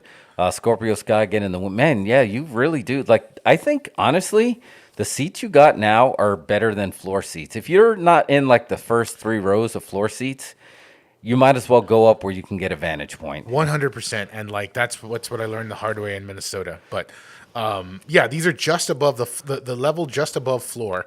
So it's like we're slightly elevated, but close enough. And honestly, you see how the gates open there? Yeah. In front of the ring? You could just walk right down there. I've got some footage where we were walking down there, not before the matches. Yeah, I'm curious what they were going to do there. Is that for where run-ins would... No, it's just open access, so these folks can go buy snacks. Oh, wow. Interesting. Like it was nothing was like our little section there was just so close to the floor that the gate was open there. I think we got some Hardy Boys coming up. Obviously, Hardy Boys. How crazy is it that Hardy Boys are the warm up to Thunder Rosa? Yeah, that's got to mean something, right? When you told me that, did they get a bigger pop than Adam Cole? Or do you think that was it all about the Remember Berries, or is it all about the Adam Cole baby? They definitely got a big pop, but I think Adam Cole being the curtain jerk and his song hitting immediately got a huge reaction. People were excited. Yeah. It's crazy to see. It's crazy to think that in 2022, Tony Khan basically bought their WWE music. Yeah, because it wasn't a WWE produced thing apparently. I never knew that. So that's interesting. So does that mean now that they have to pay Tony Khan rights if they play their music? I can't call it on the network, on the Peacocks. Well, no, I mean he didn't buy the music; he licensed it to use. So. Oh, okay, I got you. But there you go. The Hardy Boys return. The Hardys versus the Parties. I'd like to know where they're getting their '90s pants at this point. Yeah. Those are hard to find. Yeah, no kidding. Yeah, because that looks like their OG gear. That they're still doing it at this level is something else. And I'm glad they're doing it. Do you want to see them get a run with the title? I'd like to see it. Yeah, I mean, I think it could only help, for them to get out. Why not? I'm kind of just, I mean, I feel like everybody who's making a return loves to work with Private Party apparently because I guess they just bump everywhere for you. But like, I would have liked to see them come back in a different angle or a different first match. Although I guess this, against their own, against these guys and Andrade Family Office, I don't know. I don't want any more family offices. I think all the family offices need to be put out of business. Here we go, and main event coming next. They should wait. Yeah, you got to pause it because we got to. I don't want to. I want to give her proper time. All right. Because we gotta cut a few promos here. First, no more offices. That's it for the family offices. Done. No more. I don't want to see any more. I want to see Andrade come out as his business office. That's fine. I'm telling you, Mr. Khan, we know you watch the show. You're a fan of the show. You're a friend of the show. Please take the Butcher, the Blade, and the Bunny and make them the horror movie gimmick that we all know they could be. 3 from Hell, whatever you want to call it. Have them recruit. Who's the girl that the Bunny always hangs out with? Is it Penelope Ford? It's Penelope Ford. I don't know what happened to her. Because they've got the Bunny right now teaming with Emil Sakharov. Oh, yes. But don't you think they should be like a Shudder type gimmick? I want to see them in a horror movie type gimmick. Yeah, I don't totally see see why that. not. Like a Rob Zombie kind of hillbilly trio, and I think put them as a trio. And whenever they introduce the intergender trios belts, Oh yeah, that's another thing. And just text us when you're ready to talk about this. When you do get the trio belts, I'd like to say that they could be intergender, and you could have a female in there. Like, I don't know if you want to have the male versus female. I don't care. You could. It worked really well in Lucha Underground, but I'd like to see from day one. And these are OGs. I didn't know who the Butcher, the Blade, and the Bunny were, but it's just something about their look and the way they come to the ring and everything. I think they're being underutilized, and they just keep getting pushed around. And I'm going to say it, hot take right here and now. The Butcher, the Blade, the Bunny, they're merch machines that are not being utilized. You can sell merch with these crew. Like, why aren't they selling? You remember when the Wyatt family, they had the sheep mask? You're telling me people wouldn't buy the Bunny mask?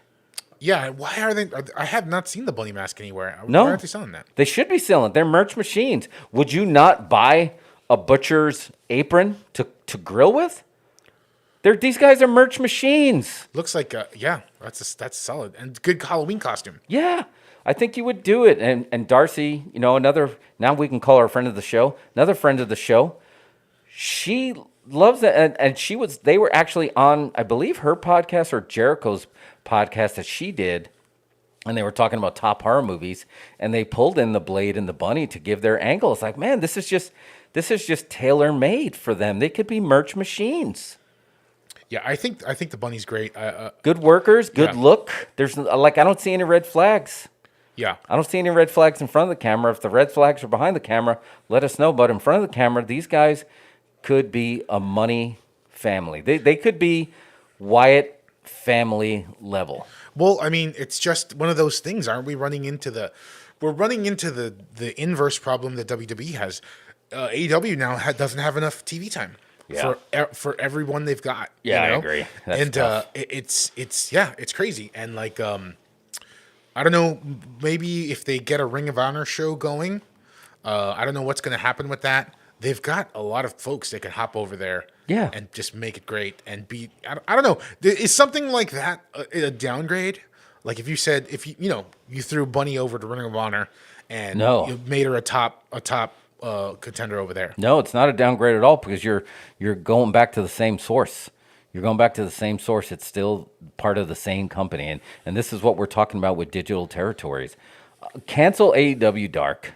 Cancel Dark Elevation. Make those Ring of Honor or another company, NWA, make them another branded show. Here it is. AEW Dark is dark. The only way you can see dark is if you're there in a house show or before a TV taping. You're never going to see it live. But here's the thing. Here's the big picture. This is Tony Khan, why he's a genius, why he's a billionaire who owns 2 wrestling companies, and we're sitting here. Yes. He's not just... He's doing this intentionally. You know why?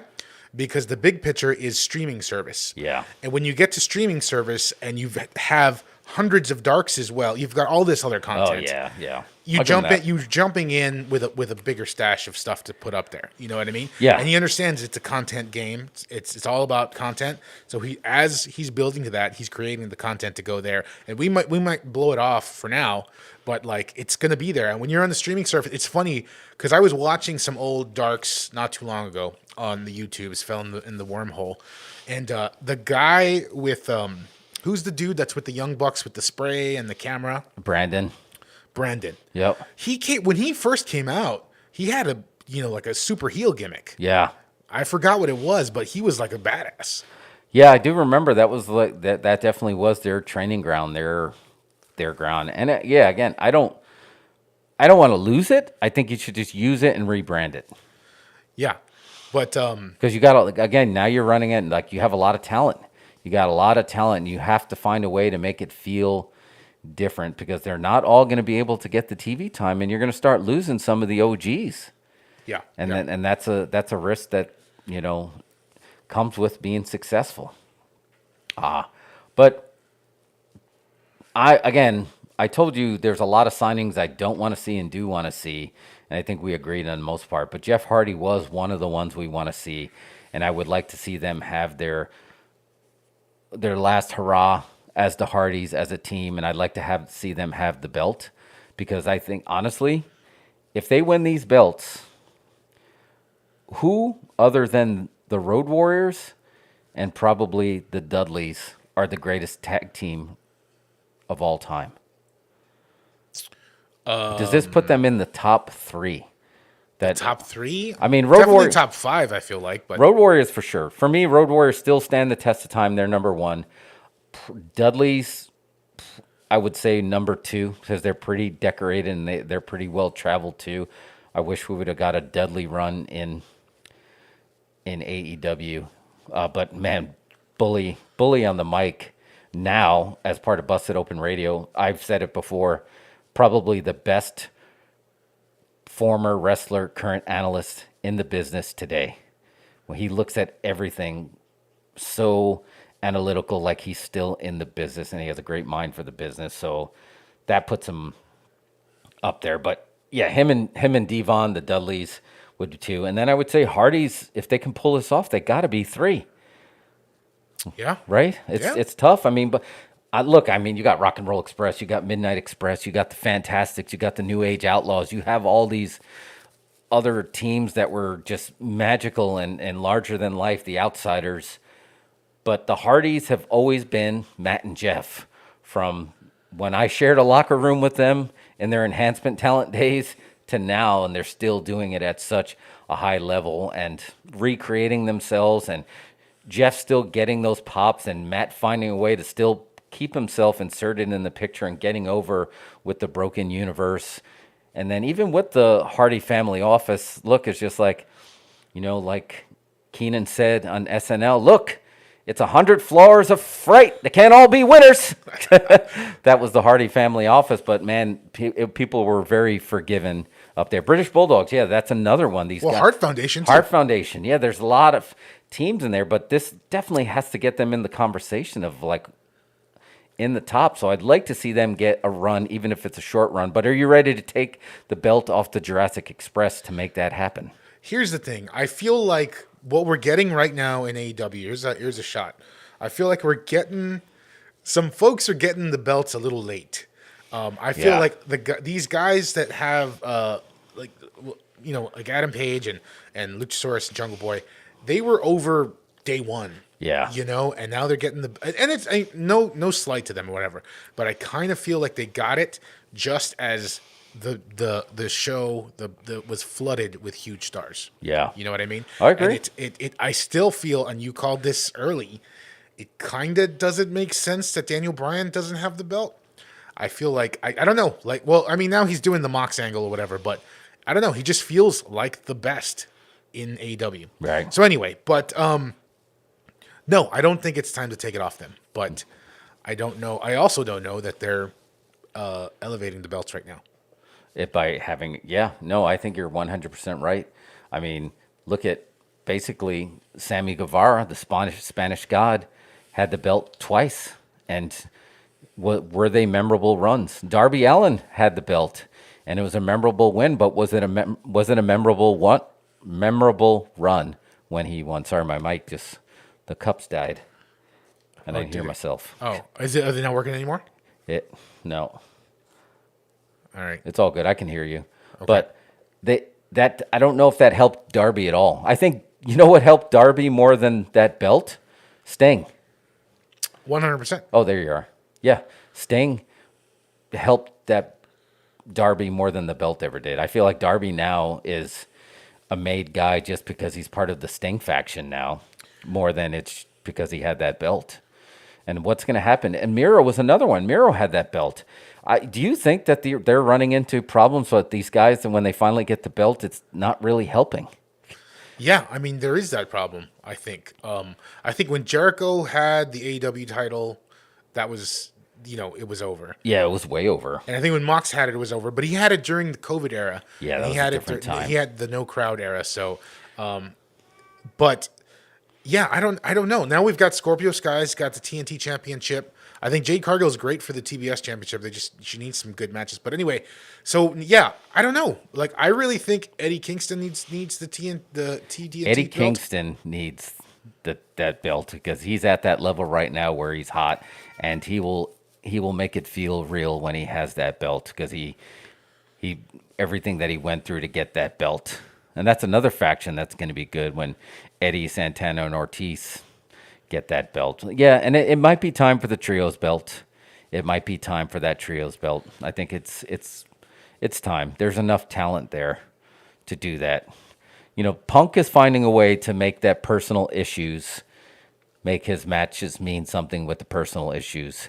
So it's going to be really curious to see what he does after this stuff with Max is done. I can tell you what he should do. He needs to join Mox and Brian and be AEW's version of the New World Order. Well, you saw on Dynamite, it looks like Wheeler Yuta is the newest recruit. Yeah, I saw that. How about William Regal, man? I'm loving this angle now where it's like the William Regal school for violent boys. Yes. There's the shirt. There's the shirt, Tony. Print the shirt right there. And so, they do that whole kind of like Fight Club thing where he tries to join, and they're like slap him off, say nope, but he comes back. So, yeah, as long as he comes back for the slap. Yeah, William Regal, Iron Sheik and Nikolai Volkov, yes, one of the greatest tag teams, but William Regal is becoming the British version of the Iron Sheik. How Iron Sheik is Twitter, but he's doing it live and he's smacking people in the face. But I still like to see Punk do that and basically become an anti-AEW crew. Yeah, 100%. Instead of throwing Wheeler in there. I know this is their way to try. Obviously, they're not using our idea because it might be too soon to recruit someone like Wheeler, but they see something in Wheeler. And obviously, he's a great worker. And like you said, the boys must enjoy working with him, or otherwise they wouldn't be doing anything with him. Oh yeah. But they got so much talent. I mean, Danhausen, did he get a monster pop? Well, I tell you, they were a little short in the merch booth, but I got my Danhausen shirt. Oh yeah, there he is. Very, very nice, very evil, very elite. Danhausen's definitely over. Yeah. He got a big reaction. Sorry, I had to go on that little bit of rant before we continued on, and we started off at the tag team belts, and then we just rebooked the territory like we were just driving down the road. Anyway, anti-AEW faction, they can be whatever. Yeah. Maybe. How about this? Call them the Insiders. It could be good. Well, I mean, I think AEW excels at factions, so I'd like to see we're going to have the Insiders. That's a solid name. Yeah. Then we're gonna have the Sports Entertainers. Oh my God, yeah. As well, I love that. And then we'll get the Four Pillars. Yeah.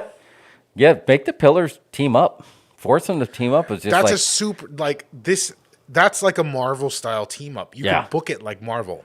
Yeah, because you're not like MJF doesn't want to do it, but he has to do it. Exactly. Yeah, that's the way to do it. Especially if Punk joins the William Regal School for Violent Boys. Oh my God, that's a money name right there. That's a money shirt. We should just make those shirts. Don't. If you're not going to make them, we are. We know you got more money and got resources, but we got time and opportunity, like an indoor cat. Time and opportunity to come up with all these ideas.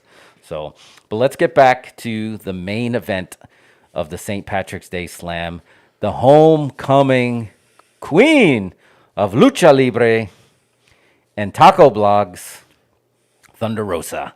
And like I said, we suspected when we were You called it early. yeah, it's just I was like, okay, if they are gonna do it, and she put Britt over in that match, it's like it's gonna have to be a special match. There's a lot of outside interference. It's gonna have to be a cage match, but a cage match in San Antonio. Tell us about how the electricity, to quote the late great Gorilla Monsoon, you can cut it with a knife in the Freeman Coliseum. I mean, everybody is keenly aware. Well, most people are keenly aware of what was going to transpire that night. Obviously, she's a huge hometown favorite. She was at the Spurs game the night before, getting the jersey from the Coyote. You know, she's been on. It's all been built, and like obviously that thing happened with Britt in Mission Pro Wrestling, where they were kind of firing back and forth at each other. Oh on yeah, Twitter. they had a little Twitter spat. And obviously, I think that Britt kind of leaned into that, so she got major heat, you know. But the thing is, she got heat, but she's got a lot of fans too, Yeah, you know. yeah. There was some dueling chants. There was some Thunder Rosa DMD chants. Very much so. And there was a very adamant Britt Baker fan, like in a row right next to us, and was shouting like "Rip her teeth out." Oh, And, really? Yeah. You good? All right. Yeah, no, it's her chat reply. Uh-oh. B2B marketing never stops. No, our chat. Oh, okay. Yeah. But yeah, I mean, it was electric. It was huge. It was just crazy. It was a sellout show, like I told you, and like I told you, they were running out of food everywhere. We couldn't get food. Oh yeah, what was the deal with that? You were running out of food. Stood in line twice for like 15 minutes. You know, you can't see the booth when you're in line, but you get to the front and it's like nothing. Literally got to the front of one line, finally got to the counter, and all they had was water. Oh wow. Yeah. Is this like because they just had a run I on it? don't know. I don't know if they weren't producing it fast enough. I don't know if it's COVID shortages or the war in Ukraine, but like they just had the second time I stood in line, got to the front line, all they had was nachos. And it wasn't like anything special. It was like the Rico's, just a tiny cup they give you. Oh, which wow. I just will not abide. I'm sorry, I don't tolerate the tiny cup of Rico's. But anyway, like it was great. It's her hometown. She's super over. They gave her a special entrance too, right? They had the mariachis straight off the Riverwalk, Yes, sir. right? So that was cool. I wish they would have turned their mics up a little bit more. Like, Yeah, I don't know how it was live, but I can tell you on TV it was hard to pick up. I was actually watching. Was I already at the airport? I was watching on my iPad. Is all I know.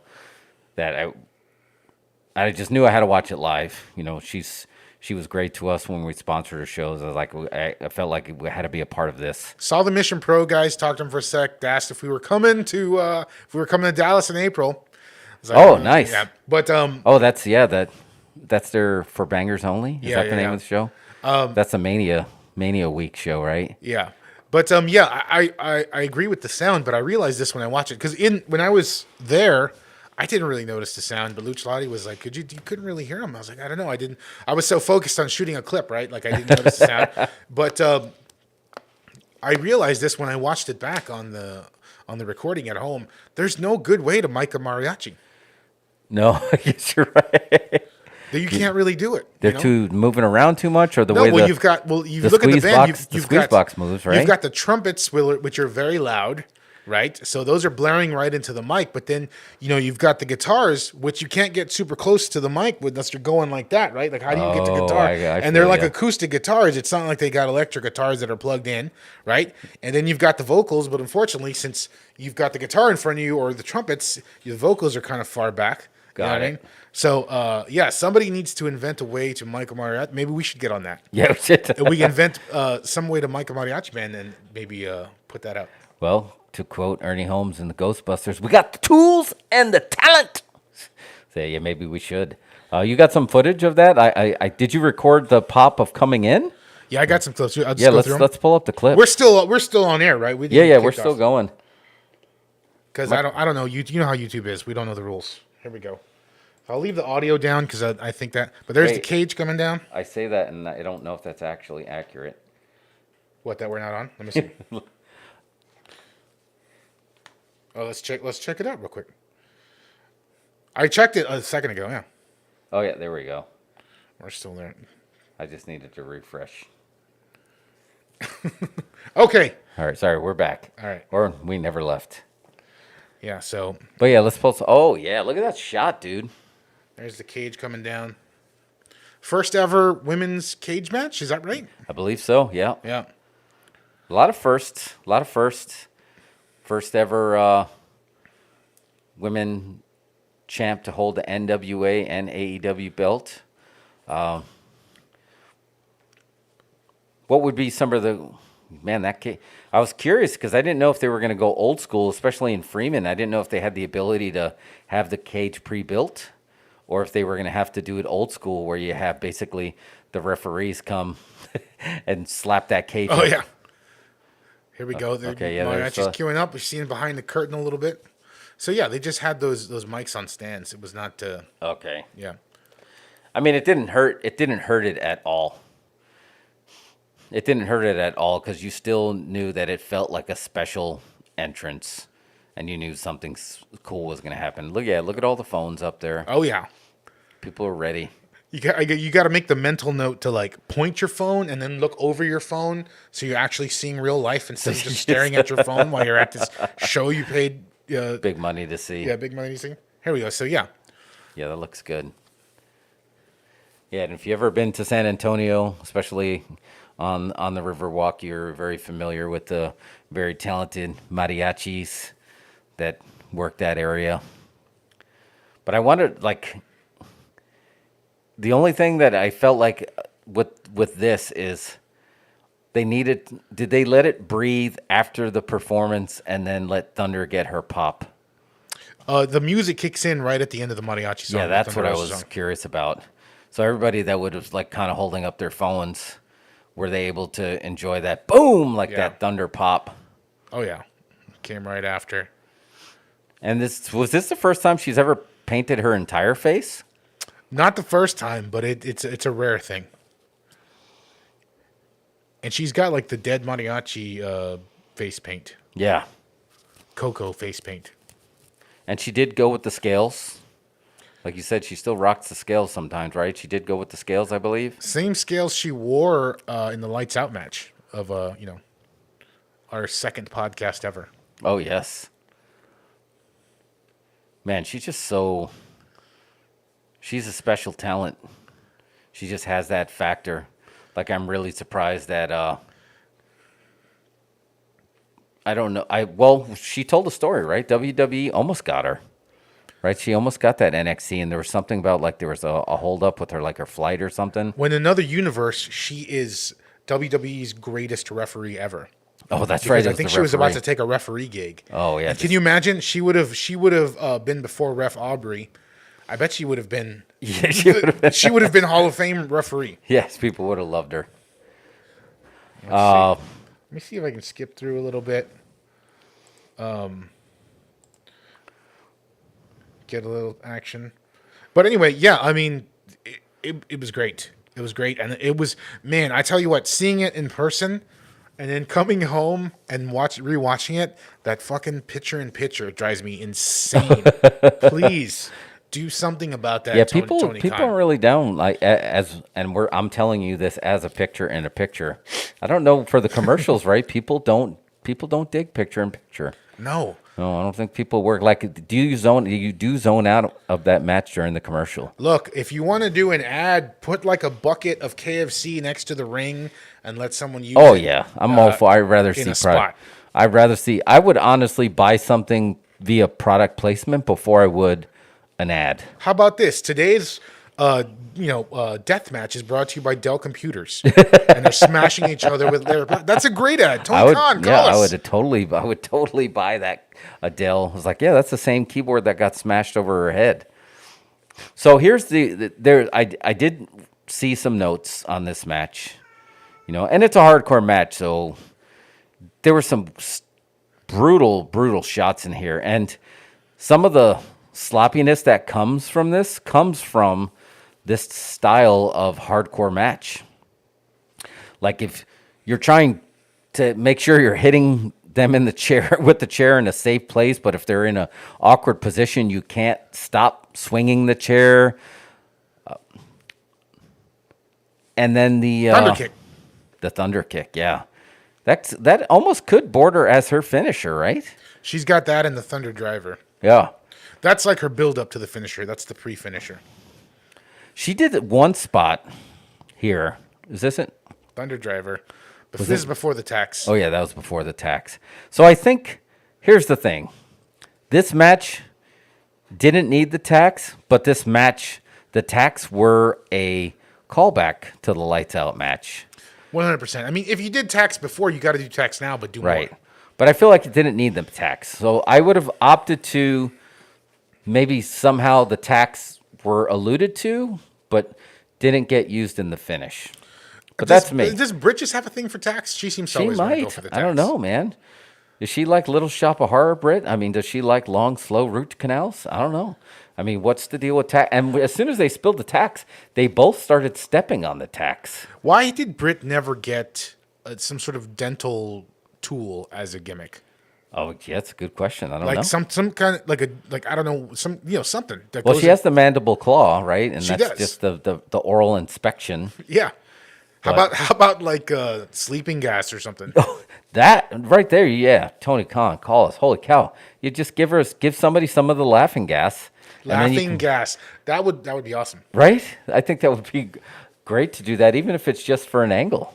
I think that would be really cool to get that out there. But the match was great. The match stole the show. This was the best hardcore match again, probably since their Lights Out match.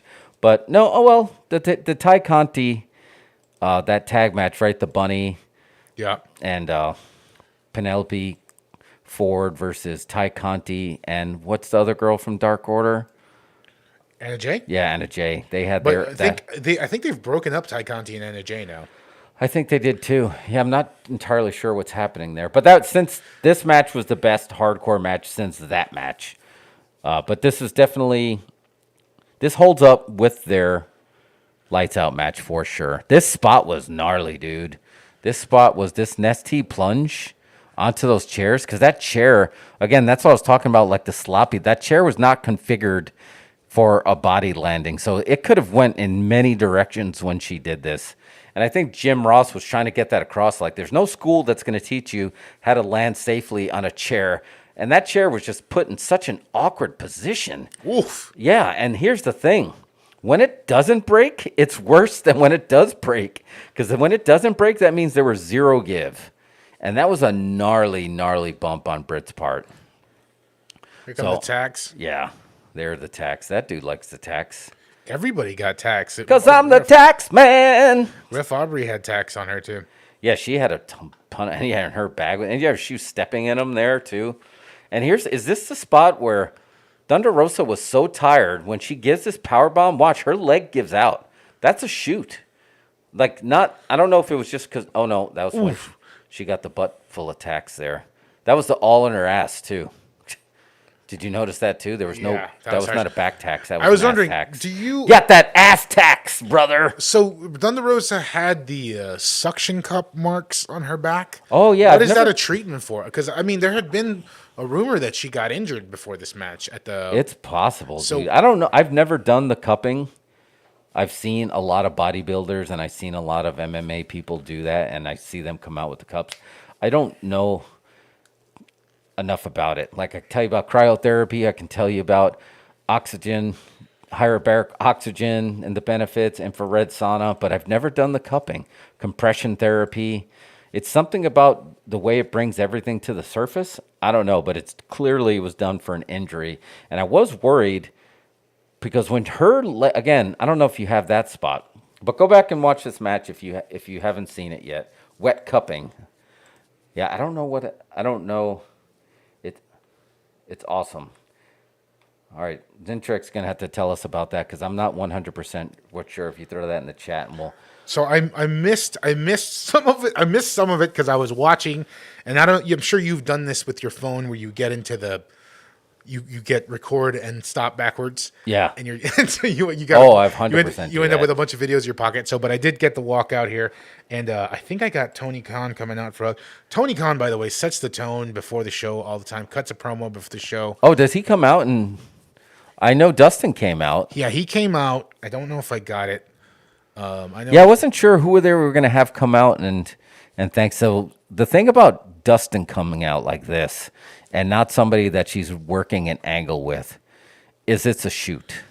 Yeah. This is like you've put in the work and you've earned this. Oh, see, I shot this sideways. There was Tony Khan. There you go. Obviously, you could tell how excited I was that I ended up with the sideways. Good film. props, though. Dustin Credibles is in the house, but you were trying to experience it live and still record some stuff from the graveyards of Tijuana.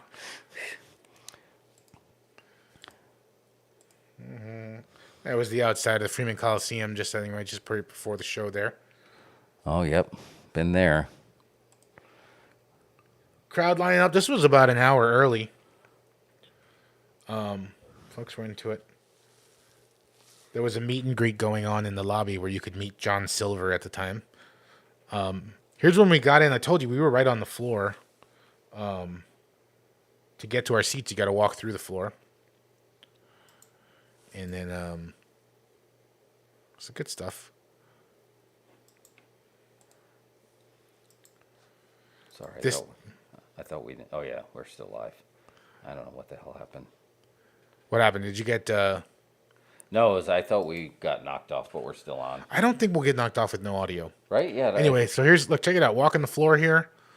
Oh, you walked it. To get to our seats, you got to go this way. Anyway, this was standing in line for nachos, which I didn't buy because I have issues. Was that an auto shirt? Was that a shout out to your Twitter account? Oh, Oh, no, it was Ohio. Never mind. oh, you know who was the curtain jerk on Dark? I better not play this because it's a spoiler, but I'll just tell you. Renegade Twins were in the house. Oh, really? Yeah. Okay. I Renegade Twins. They worked as the tag? No, it was one of them was against Nyla Rose, but also Sky Blue. I think if anyone picks up, if AEW picks up anybody, some new female talent for Ring of Honor or for AEW, definitely Renegade Twins and Sky Blue. I think are two top candidates to get. Yeah. because Sky Blue's got some. She's got something special. She just connects with the crowd. I think. No, yeah, she definitely does. I feel like she's getting over. And like she's next. I mean, I feel like Layla and Chris Statlander had that actually organic relationship with the crowd as well. And you see, Statlander is losing the alien gimmick. Yeah, that makes me sad. But then again, You were a fan? I know. I feel like it never got over. no, I don't think it was like it's a good gimmick, but she didn't really it's kind of it reminds me of. Did you know Dolph Ziggler's gimmick was a show off? That's right. That's what he used to be called, the show off. Right. Did you ever see him show off? No, he doesn't show off much. Can you imagine if Mr. Perfect never did stuff to say that I'm perfect? That's what I think happened with Dolph Ziggler. In a way, it happened with Chris Statlander. You could have made that, but she's also a great talent, and if she doesn't want to work at it and she just wants to come out and do something else, that's cool too, because she is great and she's good. She's fun. I feel like she has that organic relationship with the audience, so she doesn't need a gimmick. If she doesn't want to work the gimmicks, that's fine. Then don't work the gimmick. So. But I would love to see the Renegade Twins. I mean, Mission Pro has a lot of. When Tony Khan finally pulls the trigger on this digital territories, and he gets a streaming service that has his own little section, which would it have to be a part of Warner Media? I mean, you would think that would be an easy relationship to start. Right? Wait, and did you hear the news that Discovery? right? Yeah. And now HBO Max and Discovery Plus are going to become eventually turn into one mega app. Yeah. So that's all because it's Warner Media. So would that mean that all of the AEW entities, could he cut a streaming deal with this mega app and they can have a pro wrestling section that'll have NWA, Impact, AEW, Ring of Honor, Mission Pro? Could he have digital territories like digital channels on a sub channel on this big mega app? I mean, I think it's possible. Discovery has an app, right? And then we've got HBO Yeah. Max app. So you've got already an infrastructure to add them to. Why not? They've proven in the past that they'll take the sub app, because I had the DC Universe app. They collapsed that and they just made it a sub channel, and they hide it. They're not as good as Disney Plus. They hide it under there. But hear me out. If they were able to have a sports and entertainment and recreation, whatever you want to call it, section under this new mega app, and Tony Khan gets all of his entities under there, that's a bigger app than Peacock, right? Yeah. Does that give him more of a reach than WWE with streaming apps? Possibly. Yeah, I think so. And I'll tell you what, this is just me. I don't know how you feel about it, but if this existed, Tony Khan or head of Discovery, what's his name? Joe Discovery? Joe, Like, if you can give me Dynamite and Rampage or Dynamite Live at least every week with no picture-in-picture, I'll pay the $10. all right. I'll pay the $10. Just no picture-in-picture. Let me see what's going on in the house. Let me see, let me see the stuff that the house shows do. You know what I mean? Or whatever. Yeah, because it's kind of an old way of thinking that to think of just like during the old wars, you would flip back and forth. Like, I don't think people are doing that anymore. The way everything is configured with on-demand and DVR, you'll just say, I'm going to watch it after. You're not going to ruin their experience. Or you're going to be like me, and if you really wanted to watch both, you'd have both screens up. I think that's what most people would be doing nowadays. Like, so I feel like picture-in-picture would have been great in 1998. Picture-in-picture in 2022 is unnecessary. Because we're used to watching video on demand where we would be like, the following is brought to you by this. Watch this ad, and then you get to watch the rest of it free. Hulu gets a little bit too aggressive with that. Just like, give me one ad, and then an ad halfway through, and then an ad at the end or something. But you can't break the flow of a match, and you can't break... wrestling is an art, and that picture-in-picture is not benefiting anybody. TNT, I will buy the Papa John's ahead of time. What if I pre-buy Papa John's before Dynamite? Can you please turn the ads off? And then now Just you're turn the talking. picture-in-picture It's just off. like, hey, can you prove that you've already purchased this item? Scan this barcode to opt out of ads. 100%. The picture-in-picture is just such a downer for me. It is. It's a downer. But obviously, they didn't do it during the main event. And I meant to ask you that. They did have picture-in-picture during the main event. Oh, yes. Yes, they did. I'm sorry. Which was strange. But how was it live when she got the 1, 2, 3? It was huge. Ticker tape parade. The whole. Did you get any of the ticker tape? I didn't. The ticker tape was kind of on the floor in the section ahead of us, but no, I didn't get any. I guess I Let's should've. hear it for the toilet paper. It's just, I love Yeah. ticker tape. I mean, that was very, very Japan, very cool feeling of just like this is like a legit celebration. Huge, lots of tears. People were crying, crying. Yeah.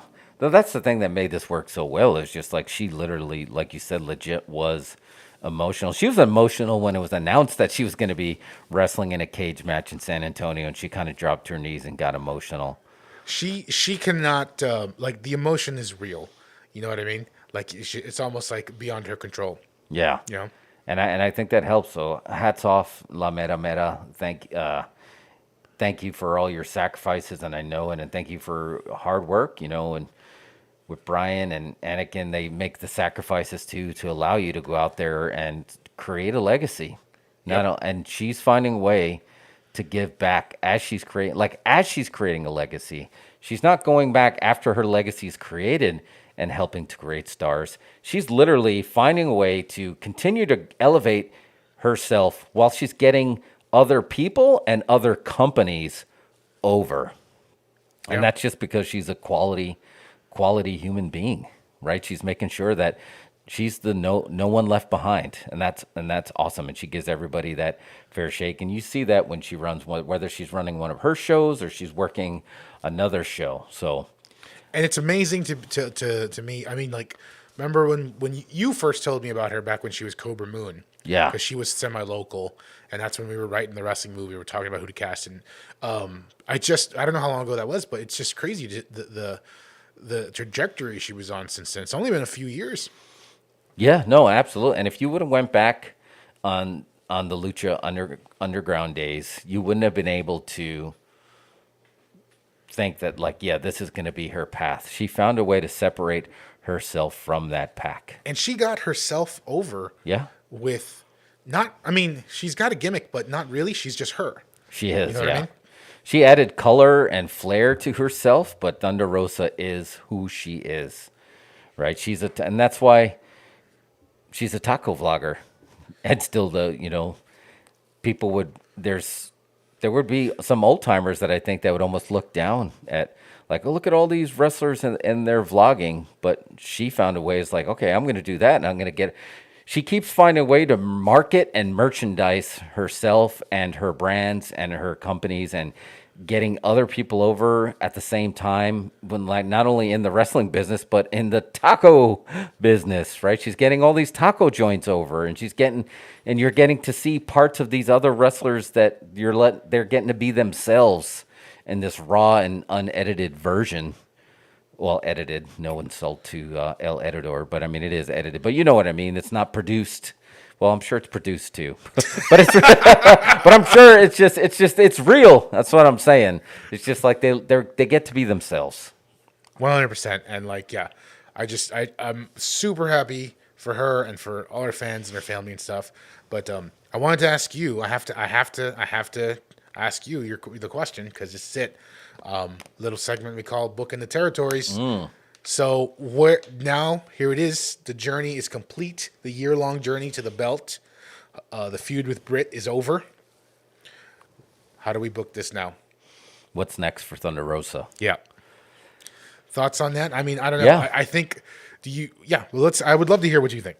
Well, I think Britt needs the Kenny Omega route right now. Give Britt her well-earned break. She was the first one that she got that belt over. She was chosen to go first for whatever reason after that lights out match. But now, give Britt a break. I expect there should be no rematch. I think if Britt comes out and just says, I'm going to take a break or whatever, or just says, I need to go, or she doesn't say anything and just Kenny Omega's and just disappears. I think next up, if you want to at least continue this for the mini angle as you're setting up for your main angle for Thunder Rosa, the first one up should be probably Jamie Hayter. You think Jamie Hayter up for Thunder Rosa? Right out of the gate. I think, because I'm thinking along the lines of just like, that's how you connect. That somebody's still fighting for Britt if you're giving Britt a break. But isn't Jamie Hayter about to turn babyface? Yeah, I think this is her chance to elevate beyond Britt. It was right. It was just going to be too. I wasn't a fan of the way it's going, and luckily it kind of seems to be working for Wardlow. But I think it was too telegraphed that it was just going to be Jamie and Britt were going to have the same dynamic as MJF and Wardlow. So here's and I'm going back to the days of just like, here's what I'm thinking. 1998, Shawn Michaels loses to Stone Cold Steve Austin in WrestleMania, and then he goes away. The next day, Triple H comes out and he makes the new DX, because guess what? Michaels couldn't do it. He dropped the ball, HBK. You lost. So what do? You go back to your friends. You go back to your family. You go back to your blood. And then all of a sudden, X-Pac shows up. And then they recruit, Road Dogg and Ass Boy's dad. And they're going to be the New Age Outlaws. And now you got DX. So they, in a way, by Shawn going away, it gave Triple H. This was the first time Triple H was going to be leading a faction. He was no longer being the second guy. So I think you come out and you have Jamie run Britt down and not let Britt respond. It's like, I knew you couldn't do it, but I can do it. And then maybe she starts. And I don't think this is going to be a major angle, but this is your opportunity to get Jamie in the spotlight, because DMD couldn't do it. So it's time for Jamie to do it. Now, that's not long term. That's the short term to get Jamie elevated. I think the money match of where you're going to be leading to for the next big show and it's scary to do it right out of the gate because I know they're trying to build her up as female Bill Goldberg. I think you're already going title for title, and now you got that Thunder Rosa rematch against Jade Cargill. You think so? Yeah. Wow.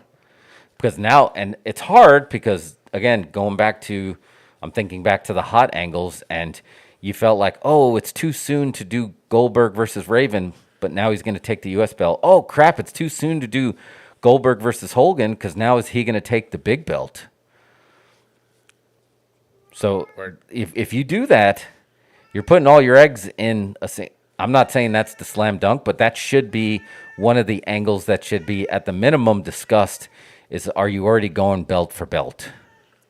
So I guess the question is, okay, I mean, I feel like that would be, I don't know. I don't know that would be my first choice. Seems very, very, very aggressive. It is aggressive, yeah. Very straight out the great kind of angle. But I don't know. As I'm thinking, I don't know who in the women's division right now. And that's the problem. Yeah. But think about this. Think of WrestleMania. Think of Bryan, right, when he won the belt, and it was the build up to that was so great, and they went right to Kane. But it was going to be very hard. It's going to be hard to top this, and they just have to decide what do they need to do. Do you go super aggressive, or do you do a mini angle like for Jamie? Because the Jamie, to me, to do that buys you some more time to really consider and build somebody up to get to there. Or do you do something out of nowhere and you get somebody from Mission Pro or something to bring, like, do you bring somebody out of nowhere to challenge Thunder Rosa? Now that's another angle. So if you don't want to go the aggressive route and already go belt for belt, do you book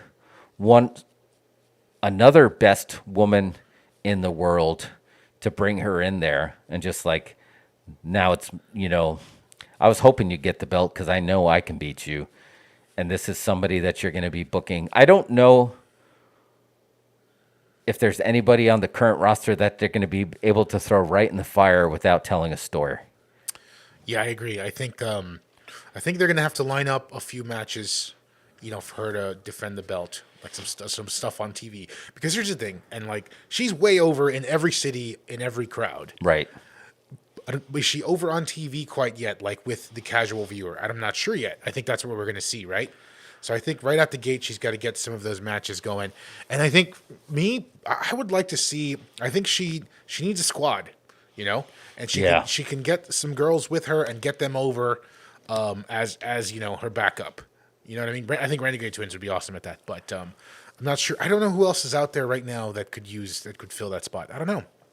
But yeah, if you throw it right in there with somebody who already had the belt, like if you bring Nyla back, right, with Vicky, so you have at least Vicky, and you could try to put her back in the picture. But here's the thing, when you have somebody that you're building up for these titles, you already have, back in the territory days, you're already building somebody up as the champion is working the angle, so it's very easy to insert somebody else in there once it's their time. Have they been doing that? So basically, who Thunder Rosa should be working should have been somebody that they've already been grooming for a top spot for the past 3 months. Who have they been grooming for the past 3 months to be in that top spot? I think Serena Deeb. Yeah, maybe that's a good one. You could do that. The Professor is in the house. They have been giving her the Professor's Challenge. You could do that. I don't want to see them get thrown right into a match, though. I would just think, look, they're building the whole Professor of professional wrestling angle. Yeah. So I think it's working. I like that. And I think Thunder Rosa could use some promo time. You know what I mean? Yeah. Get on the mic and get her face, get people to watch her do that. That would be cool. I would like to see her just like, okay, champ, how good are you? The title doesn't have to be on the line. All you have to do is survive with the Professor for 2 minutes. No title match. Just let's see if you can survive. Let's see if I can't make you tap out. You have to put Thunder in danger already. Yeah. And that's why I was trying to be very aggressive with the title for title, because you have to put her in danger. Because if you just feed her somebody that that there's no chance of winning, now you're doing that not 50-50 booking, but you're just doing something that you're putting these placeholders. There has to be an immediate sense of danger that she could lose this belt as fast as she did. And look, they did it. They did it with Hangman Adam Page. I thought he was already in danger with Bryan, right? Like right out of the gate. I wasn't sure if Kenny Omega was going to lose the belt to Bryan because there was an immediate sense of danger, but he was built up in another company coming over here. Right. They don't have that benefit. They need to put her in immediate danger, and potentially losing to a professor, or when you put the title versus the streak on the line. And I'm not against that streak ending. I think that streak's is gonna help build her, because Jade, she needs work. She looks great and she has solid matches. I think if anything, other than Britt Baker, the women need more help on the mic than they do in the ring in AEW. So here's this. How about this? I was trying to think about who's out there in free agent land. Ember Moon, who is still floating around. That's immediate danger. Yeah. Ember Moon. Who else just they signed with Impact? I mean, you might have to rely on a woman that's already been built up, since your squad really hasn't been built up enough. Other than Jamie Hayter, just because there's connective tissues there. And that could help. She's not built up, but that'll help elevate her. Yeah. And what if you just do something where, she could have beat her, and then somebody runs in and, oh man, if that person wouldn't have run in, could she have won it? Because I feel like they do tend to wait a little bit too long, AEW, before they pull the trigger on stuff. They really do stretch it, and I don't know who that benefits. Like, I understand not hot-shotting something. I understand not rushing it, because there is no rush, but you also got to find, that balance between that hitting right at the peak before the fall kind of thing. But right. Yeah, it's fun. I mean, and it's going to be good, because one thing, whoever they put in the ring with Thunder better put on their working boots, because she's going to work, and her stuff is going to come off legit. And they need to put her in this position. I don't want to see Rocky 3 Thunder Rosa. I don't want to, like you said, the belt's going to be everywhere, and she's going to be bringing that belt everywhere, and it's going to get a lot of face time. And we need to see a Thunder Rosa that's like, now that I got this, I'm not going to be one of those people where the destination isn't as good as the journey. I'm going to be more ferocious, more vicious, because you don't understand what I went through to get this. I mean, I was almost a referee because I was about to get out of this business. And now that I'm the top in this sport, you think you're going to just be able to come in and take this? It's not going to happen. Yeah, and it definitely want a great story to build to Double or Nothing. Yeah. Because we're going to get the inevitable title defense on Double or Nothing, obviously. But I think, okay, now that we've talked it through and we've massaged through ideas, I think we just booked it. What you got? I think we have Vicky Guerrero come out and issue the Double or Nothing challenge to a mystery opponent, and then let it buy you some time. And then you have to, I hate to say it, but you do have to hotshot something, and you're going to have to book somebody outside of, and you're going to have to pull a rabbit out of your hat. Yeah. Who else do you want to see in the ring with Thunder Rosa? I don't know, but you will tune in if it's a mystery opponent by Vicky Guerrero, and just have Vicky Guerrero each week teasing who it could be. And then you start combing the free agent market and see who you can find. Or you repackage somebody. Well, it looks like Statliner's getting repackaged. So she's getting repackaged, so you could use it as an opportunity to introduce somebody in a new character. You could introduce a new faction at that moment. Yep. Yeah. And that's the time to do it. So it's just like, now you got a couple of people trying to take Thunder out. But I like the idea. I think adding Vicky Guerrero to this mix will add a real and authentic threat to Thunder Rosa, because you can tie it together. Oh, so you think you're the queen of Texas. Well, you may not know it, but I'm part of a family that actually has a legacy in Texas, and we represent what Texas is. So I am representing somebody who has taken, issue with you holding the belt and anointing yourself, the number one female wrestler to ever come out of Texas now that you got that title. So I'm issuing you a challenge on their behalf, a blind challenge. I'm skipping the line, and Tony Khan gave me permission to skip the line. If you accept this challenge for Double or Nothing, I'd like to see a mystery opponent right out of the gate. Yeah, I'm into that. I think that'd be good. Yeah, because I just can't think of anybody right now that she could jump into a program That to. are ready. And I think anybody right now, she's gonna just get some wins on TV, and that'll be great. But as far as a long-term story, got to build something up. Well, yeah, because she was just part of a story that, was over a year in the making, right? Yeah. I mean, and now you got to somehow, and Brian can tell you that's not easy. Do you even remember all those matches that he had with Kane after WrestleMania? The ambulance match and... I remember that era. Yeah. But it was just like, really was like almost the buzz has worn off. Now what? Now what do we got to do? And I think you just got to capitalize on that. It's got to be long-term. Think of it like this, that it started with, man, it really even goes back to, you can make connective tissue to Shawn Michaels beating and retiring Ric Flair, and then Batista taking issue with that, and that tying together with all the stuff that Michaels and The Undertaker and Triple H, it all feels like that's all part of like a sub-branch of the same storytelling over years of WrestleMania. The connective tissue was there.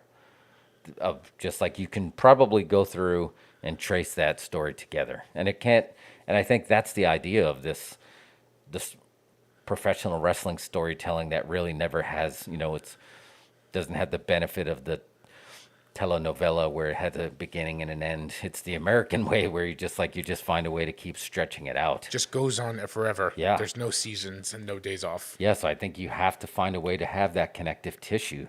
And you got to have somebody hot for the champ. You just can't start Mike Tysoning this and just feeding her people to get her over. I don't think that's going to do her any favors. No, because that's been sort of her thing for the last few years. Mm-mm. Yeah, she has been doing this. This happened with Sting when he first got hit the win over Ric Flair. Remember, they did the thing of who is the Black Scorpion, because they didn't really have anybody that they were ready for. Yeah. And then it was just like, oh, who's the Black Scorpion going to be? Is it somebody, from Japan? Is it, are they going to get Ultimate Warrior? Is he jumping over here? And ended up being Ric Flair because they didn't know who it was, but it kept you intrigued of just like, who is this person that's coming after you? You have to, if the story's not there, you're going to have to put something like that to add a little bit of mystery to it. And that mystery is, you might not know what the answer is, but that's going to buy you time to get a answer. Yeah, for sure. But either way, looking forward to what comes next. Yeah. Congratulations, Thunder Rosa. What an awesome thing. Yeah, it was. The whole time traveling thing for me kind of threw me off because I was just like, well, what happened Wednesday? And it's just like, oh wait, Wednesday is when she won the belt, so you have the late Rampage that's coming up, but I don't think you're gonna have any answers there yet. No, like I said, this Rampage is going to be pushed later. Because of NCAA. Okay. So I think it's on at 10:30 or 11:30. Oh yeah, so it's going to be a later one. So it's going to be good. And you didn't stick around, so you got no spoilers on the Rampage. I don't have any Rampage spoilers. We actually, after the belt came down, after Thunder got the belt and that celebration was done, and then Jericho came out and cut a promo telling everyone to stop singing a song, which was nice. And then but I told you we couldn't get any food, so we were starving. So it's like, let's beat the traffic and grab some tacos, because we saw what we came to see, and I'll check out Rampage tonight. And we have Dynamite that's going to stay in Texas for probably the next couple of weeks. We got it's going to come in here to Austin, then going to Houston. Yeah, no, Dallas. Dallas, then Houston. So it's going to have a long. That was not a sound effect. That was not Foley. That was my stomach gurgling from Straight Spice. Oof. From All right. Straight Spice. So that might be. Do I need to pull up WebMD or anything? So, but yeah, that's it. We'll be back next Wednesday, regular bat time, regular bat channel, and we will be pre-gaming for AEW Dynamite. Maybe we'll do a review of. Maybe we'll go see that movie X. I'm gonna try and catch it this weekend. No, so, I'm gonna try to yeah. catch it X2. We have a debate spooled up too for top 10 Quentin Tarantino movie list. You took exception with the list, so we're gonna machete that list and give you what the list really should be. But we'll do that maybe next week. We'll book it then. But yeah, until then, we will see you Lucha later. All right. Skype or space out of here. Hyperspace out.